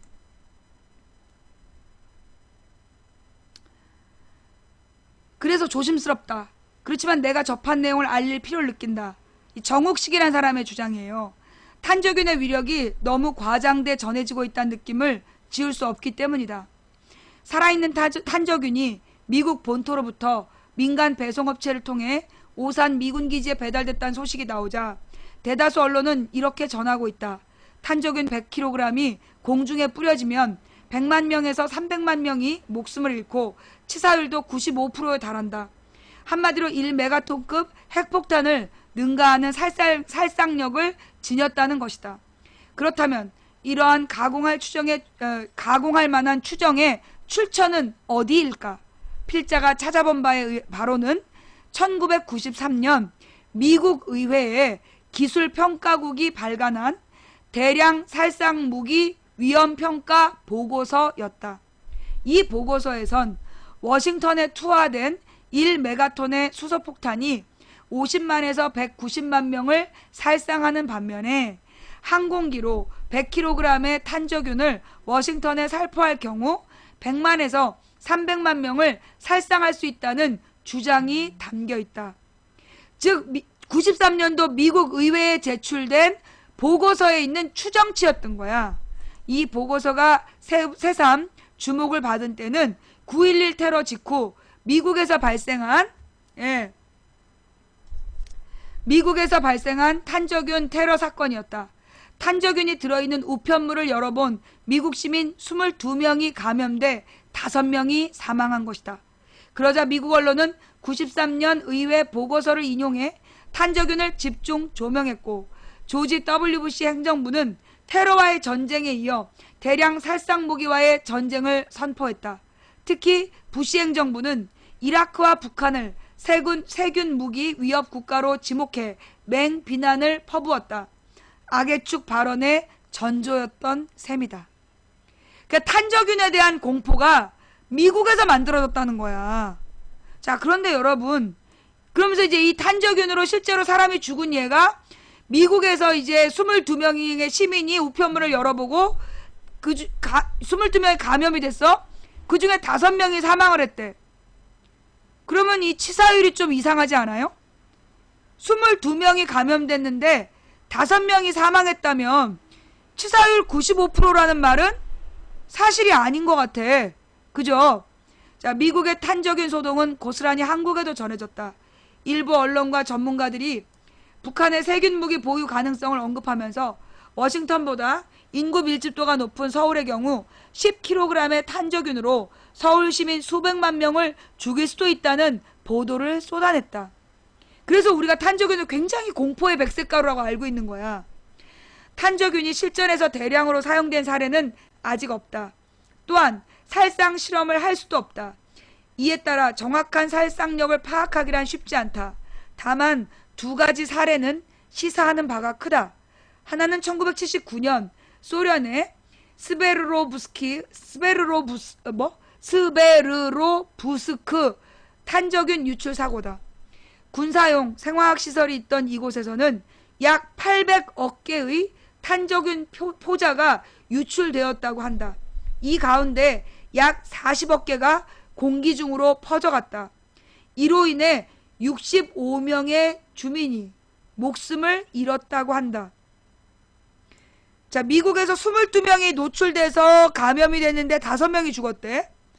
그 다음 40억 개가 공중으로 퍼져나갔는데 65명이 목숨을 잃었대. 또 하나는 95년 도쿄 지하철 살인가스 살포로 악명이 높은 오음 진리교의 경우이다. 오음 진리교의 광신도들은 살인가스 살포 2년 전에 도쿄 건물 옥상에서 탄저균을 살포했다고 한다. 그런데 사망자는 고사하고 감염자도 없었다고 한다. 일본 정부가 이러한 사실을 파악한 것도 살인가스 살포 사건 연루자들을 신문하는 과정이었다고 한다. 실제로 옴진리교 애들이 그 탄저균을 공중에다가 뿌렸는데 감염자도 없고 사망자도 없었던 거야. 탄저균의 살상력에 대해 스톡홀름 국제평화연구소의 가상 실험 결과도 주목할 만하다. 이 연구소가 발간한 2001년 연례 보고서에 그 내용이 상세히 담겨 있다.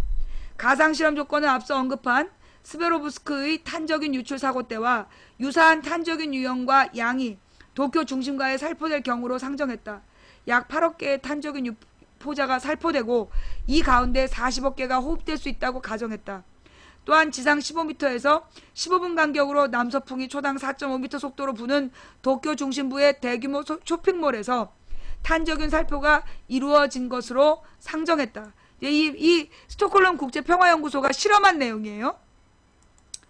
정교한 컴퓨터 실험 결과 수백만 명의 사망자가 발생할 것이라는 일반적 평가와는 달리 2~3만 명이 탄저균 포자에 노출되고 이 가운데 실제로 감염된 숫자는 300만 정도 될 것으로 예측했다. 또한 감염자의 생존 여부는 의료 처치에 달려있다고 덧붙였다. 이처럼 구소련의 탄저균 유출 사고와 오음 진리교의 탄저균 테러 시도 그리고 그 스톡홀름 그 연구소의 실험 결과는 일반적으로 알려진 것보다 탄저균의 살상력이 훨씬 덜하다는 평가도 가능케 한다.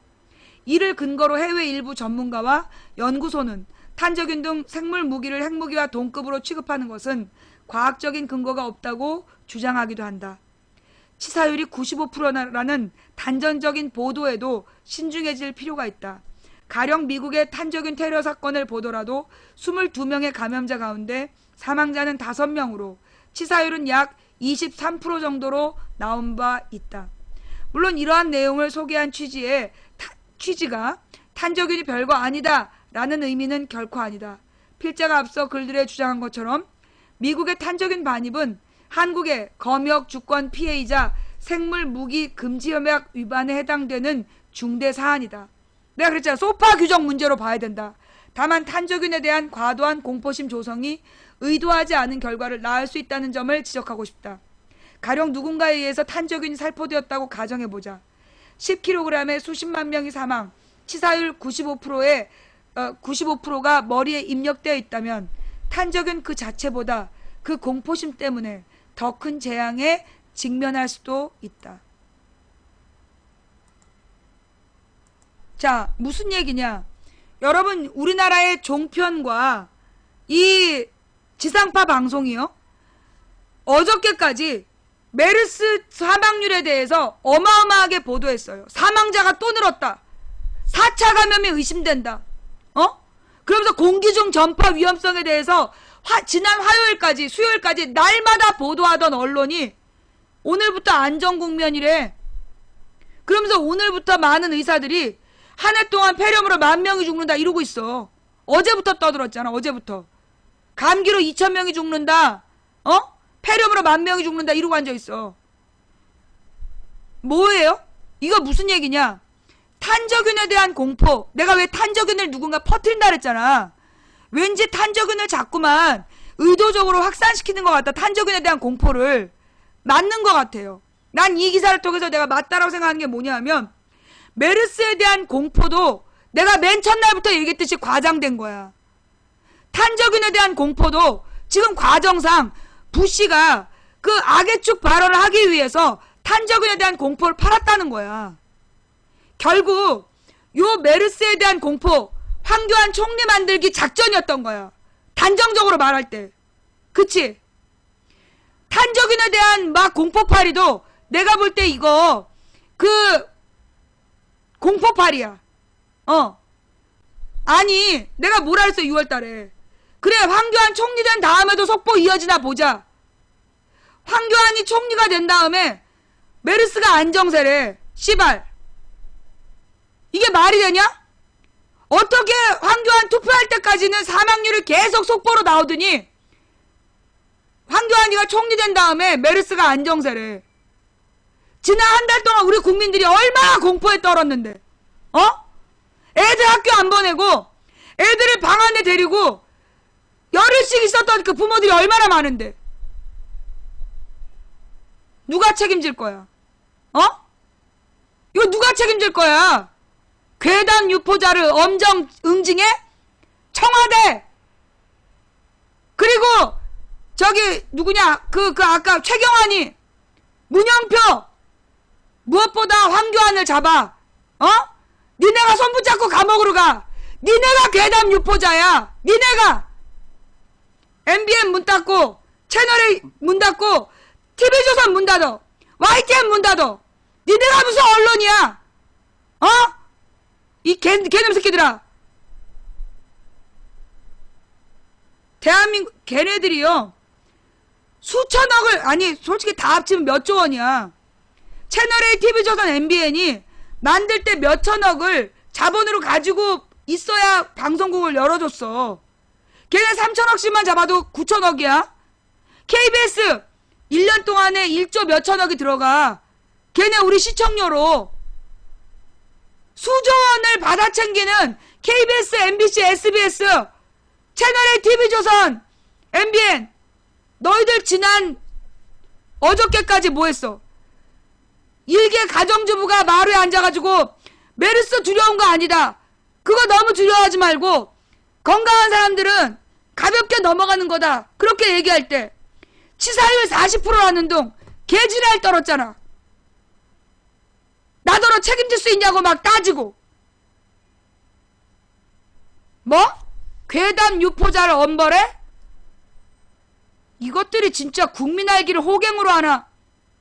그러면서 내가 여기서 분명히 선언하는데 황교안이 시켜가지고 또 공안몰이 할 생각 하지 마.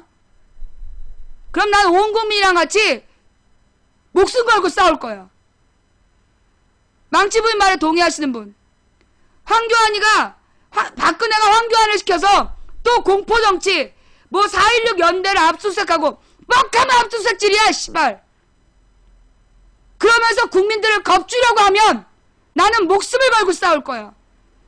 함께 하실 분 손.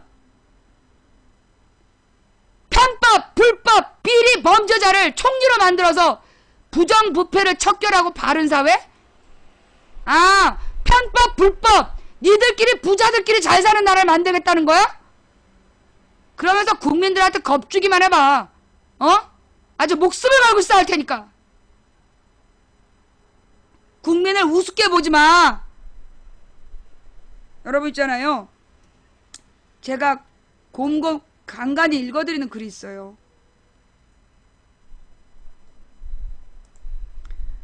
이게 이명박 정부 때 그 한겨레 신문에 났던 글이에요. 논설위원회 글인데 조선건국의 밑도를 놓은 정도전은 백성은 지극히 약하지만 힘으로 위협할 수 없고 지극히 어리석지만 지혜로 속일 수 없다. 백성의 마음을 얻으면 백성은 복종하지만 마음을 얻지 못하면 백성은 임금을 버린다고 말했다. 지금의 이명박 정권이 꼭 귀담아 들어야 될 경구이다. 요게 그 한겨레 신문에 2008년에 났던 구절이에요.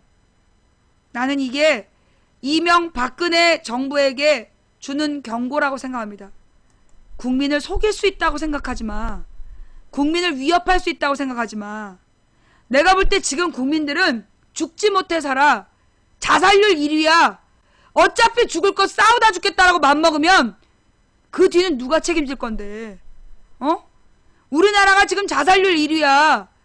자살하려고 맘먹은 사람들이 작심하고 사고 치면 어떡할 건데? 누가 책임질 거야? 국민을 속이지 마. 국민을 협박하지 마!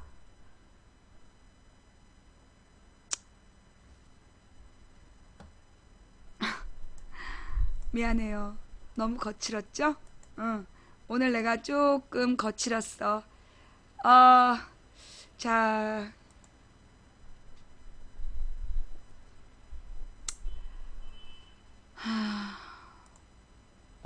저들은 공포를 확산시켜서 국민을 통제하려고 합니다.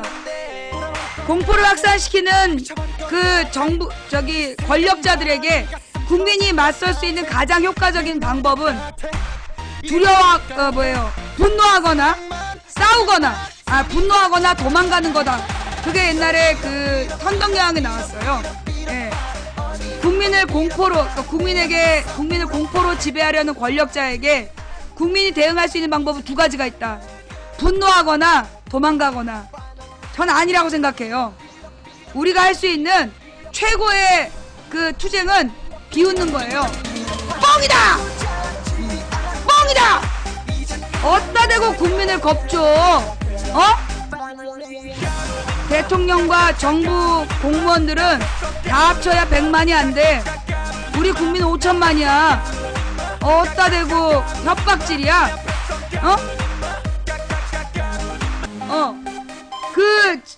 그 그림 꼭 한번 찾아보세요. 손문상 화백의, 손문상 화백의 그 그림, 그 그림 하나 마지막으로 보고 갑시다. 우리 그 사진 게시판에 그것 좀 올려주실래요? 손문상 화백의 그림인데, 그 그림이 올 때까지 이 낙타 이야기도 재밌는데, 낙타 이야기를 같이 보고 싶었는데, 손문상 화백의 그림을요, 사진 게시판에다 한번 좀 올려줘 보실래요? 그러면 다 같이 한번 보면서, 넘어가게. 우리 이제 사진 게시판에 올라온 그림 몇 장 보고 갈게요. 올려지는 때까지. 그거 올리고 알려주세요. 무서운 건 내가 아니라 너희들이야. 세월호 참사에도 배운 게 없는 집권 세력. 우리 낙타 참 똑똑하죠? 네. 우리 낙타가 무서운 건 내가 아니라 너희들이야. 이런 얘기를 했고요. 낙타의 눈물. 미안. 정말 내 잘못인 것 같아. 어떻게든 백신 마련해 볼게. 이 낙타라는 이름의 트위터가 인기를 끌었잖아요. 조류에서 포유류로 연결된 게 스페인 독감. 닭에서 포유류로 전달되면 사스. 근데 박쥐에서 낙타로 전달되면 메르스. 여기서 여기로 전달되면 환장스. 메르스 대처 요령. 무슨 방법이 좋지? 낙타가 다가오면 싫어요, 안 돼요, 안 돼요, 싫어요, 하지 마세요 등을 외치며 정확한 의사 표현을 한다. 사람 많은 곳, 밝은 곳으로 다니고 어둡고 한적한 곳은 되도록이면 피한다. 모르는 낙타가 말을 걸면 피한다. 자, 그 다음 이야기. 그 다음. 아빠, 사자가 이 세상에서 제일 무서운 동물이지? 아니, 이젠 낙타란다.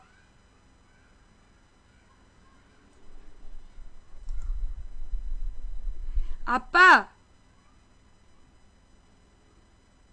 낙타가 이 세상에서 제일 무서운 동물이지? 아니, 제일 외로운 동물이란다. 아무도 접근을 안 해. 다 내 탓이오. 낙타고기 먹지 말라고. 낙타고기에게 접근하지 말라고. 지금 대한민국에서 낙타고기 먹었던 거 박근혜하고 이명박밖에 없어. 2번 먹은 거 박근혜야. 내가 볼 때 대한민국에서 제일 위험한 존재가 박양이야. 자, 결국 손문상 화백의 그림은 아직 안 들어왔나 봐요. 예. 그 손문상 화백의 그림이 들어오면 사진 게시판에 좀 올려주시고요. 같이 이건가? 또 우리 시청자들이 찾아왔어. 여자 축구 이야기. 네. 그래. 여자 축구 이야기 해줄게요. 좀만 기다려.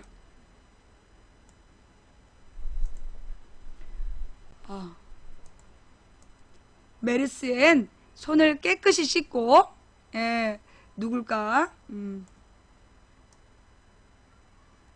우리의 핵심 목표는 이것이다 하고 정신을 차리고 나아가면 에너지를 분산시키는, 해낼 수 있다는 그런 마음을, 난 이 그림에서 가장 웃기는 게 세워진 연필들이야. 내가 이 그림에서 가장 웃기는 장면은 세워진 연필들이야.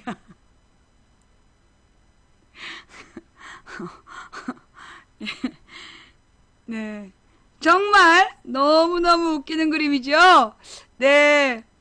요가 낙타 2번 자세로 완박. 자, 네.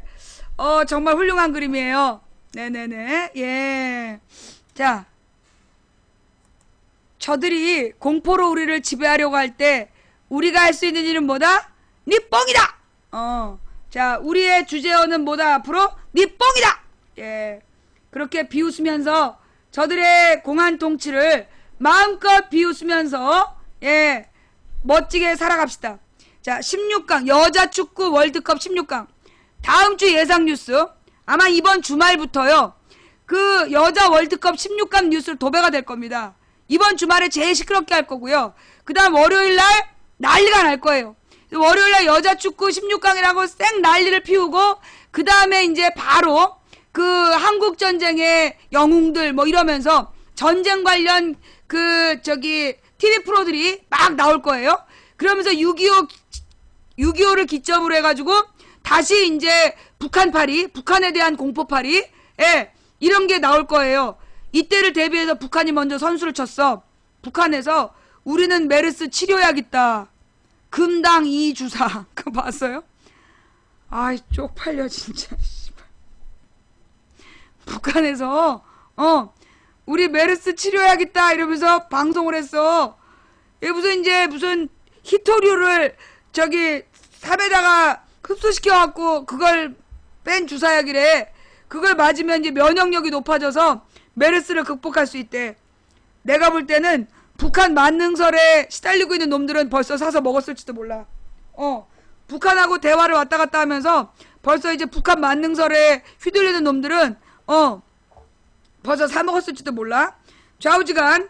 이게 다음 주 예상 뉴스. 자, 여자 축구 16강. 여자 축구 16강. 남자 축구 54년 걸린 걸 여자 12년 만에 해냈다. 와, 뉴스 쓰는데 내가 볼 때 다음 주 월요일에 이제 16강에서 깨지면, 16강에서 8강 진출 못하면 바로 여자 욕한 애들이 달려들 거야. 내 예측에 이번 주말에 여자 축구 막 띄우면서 막 여자에 대해서 막 올리다가 이 8강 진출 못하면 바로 여자들 김치녀 된장녀 뭐 이러면서 그런 뉴스들이 나올 것 같아요. 그러면서 이제 하고 싶은 얘기는 뭐냐 하면, 근데 방송 끝내야 돼. 금요일이니까 내일 쉴 거니까. 월드컵. 자, 월드컵에 대한 악몽. 우리가 메르스 때문에 신경을 못 썼지만 그동안의 월드컵이 돈으로 뇌물을 주고받으면서 경기 개최지를 선정했다. 그래서 지금 러시아하고 어디가 돈 주고 월드컵을 유치하기로 했다.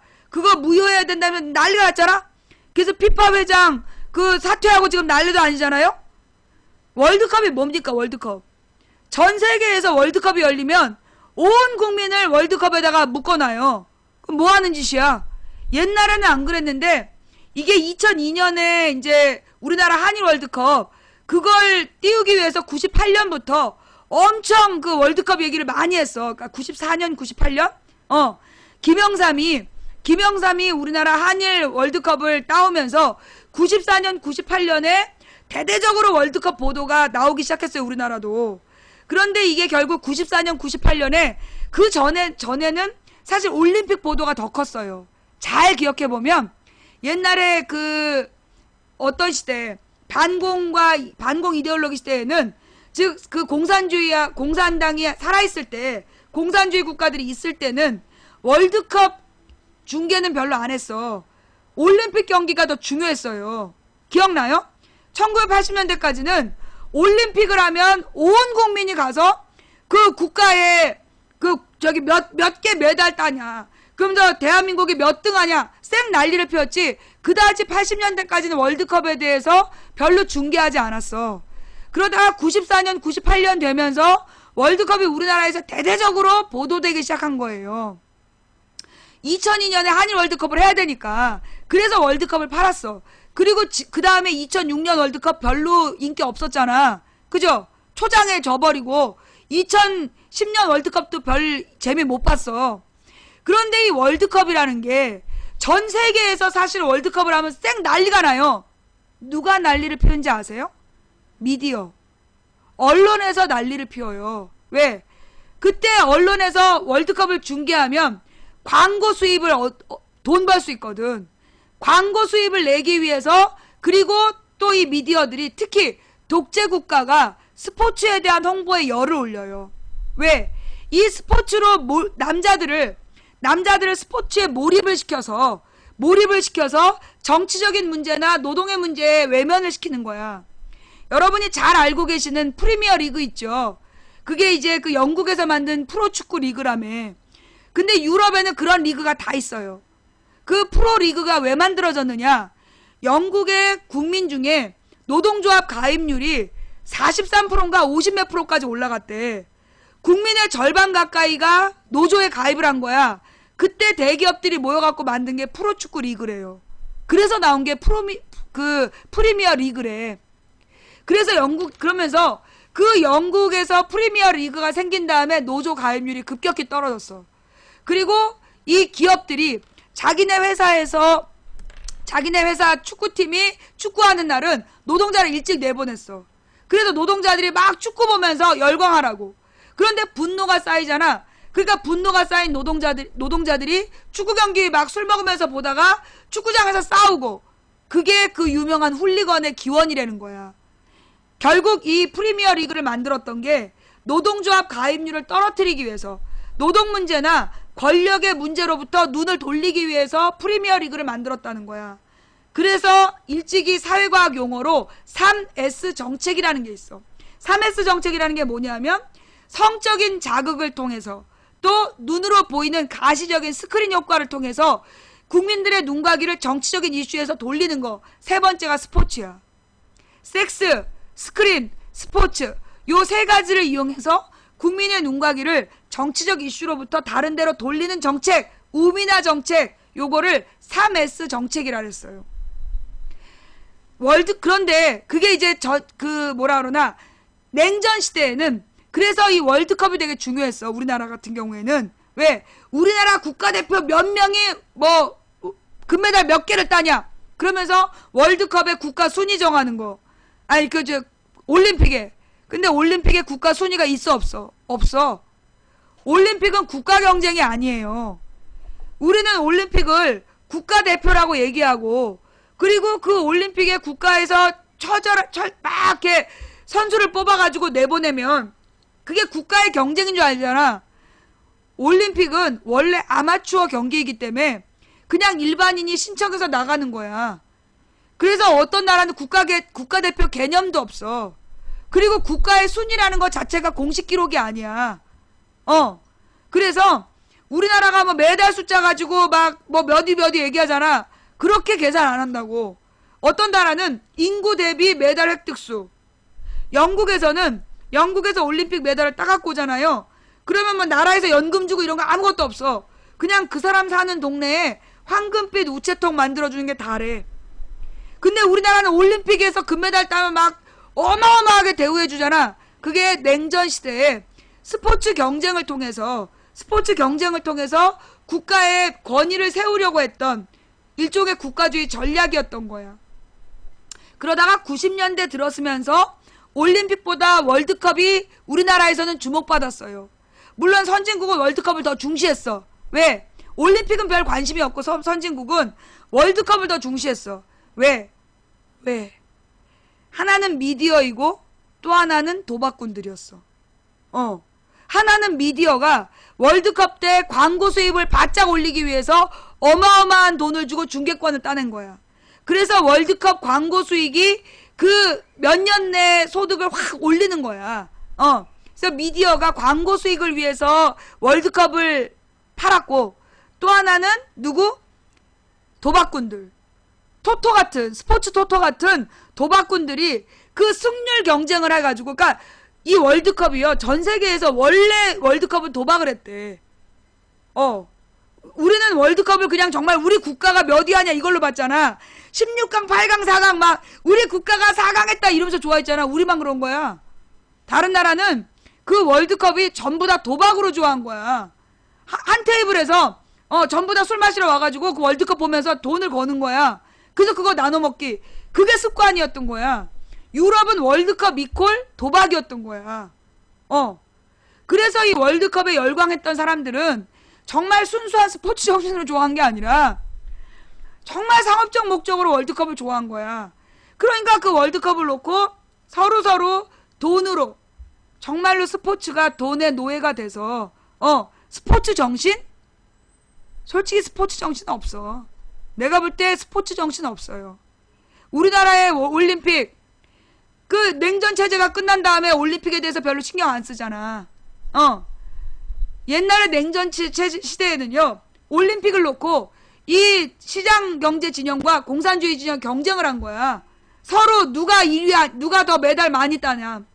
그래갖고 어떤 일이 있었냐? 80년 올림픽은 모스크바 올림픽이었나 그랬대. 그래가지고 자본주의 진영이 전부 다 안 갔어. 자존심 대결한 거죠. 84년은 LA 올림픽인가 그랬는데 그때는 공산주의권이 완전히 안 갔어. 그래서 88년 서울 올림픽에 소위 동서진영이 다 만난 거야. 그게 역사적 의미였어요. 올림픽이 순수 아마추어 정신, 스포츠 정신? 지랄하지 말라고 그래. 정치적 게임이었던 거야. 올림픽을 하고 스포츠 경기, 왜 프로축구를 그렇게 프로스포츠를 많이 만들었겠어? 그런 프로스포츠를 띄워서 국민들의 정치적 관심을 없애려는 거. 여러분, 야구 보도 없었잖아. 메르스 팔아가지고. 메르스 파느라고 야구 얘기 없었잖아. 결국 그 야구, 프로야구에 대한 보도들 전부 정치적인 이슈를 가리기 위한 그런 작전이었다는 거죠. 월드컵, 여자 축구 월드컵 16강 주말 내내 팔 겁니다. 그러다가 만약에 8강 진출이나 4강 진출 못하고 좌절하면 그때부터 또 김치녀 된장녀라고 욕하는 애들이 지금 막 월드컵 띄우는 애들 조사 들어가 봐. 그리고 그들이 과거에 김치녀 된장녀라고 글 쓴 적 있는지 한번 조사해 보세요. 재밌는 결과가 나올 겁니다. 자, 지금까지 도봉구 창동 사는 불량주부 망치 부인이 보내드린 생방송 시사 수다방이었습니다. 오늘도 5시에서 너무 오래 했어. 방송이 너무 길어서 죄송해요. 예.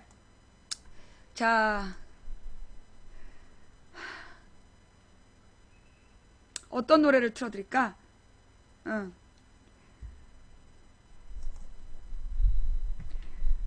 저들은 정말 우리가 모르는 정보를 가지고 국민을 등신을 만들면서 지난 한 달 동안 메르스로 온 국민이 곧 죽을 것처럼 위협을 하고 협박을 했습니다.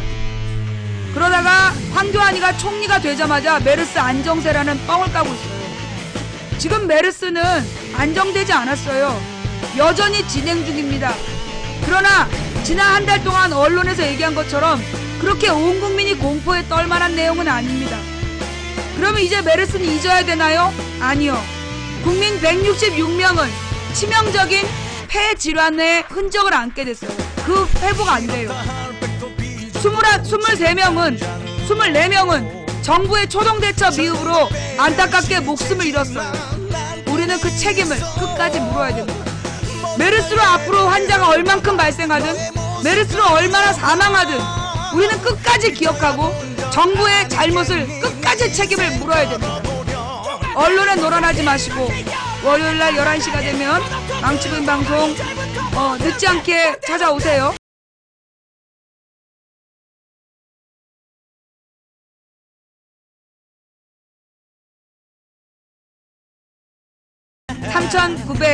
$3,971분께 진심으로 감사드립니다. 아직 추천 안 하신 분들 있다면 추천 부탁드리고요.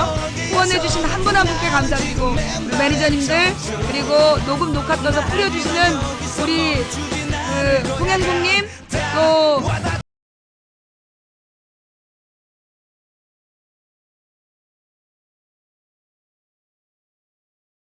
꿈은 꿈일 뿐이지만 100인이 꾸고 만인이 꾸면 현실이 된다. 된다고 믿든 안 된다고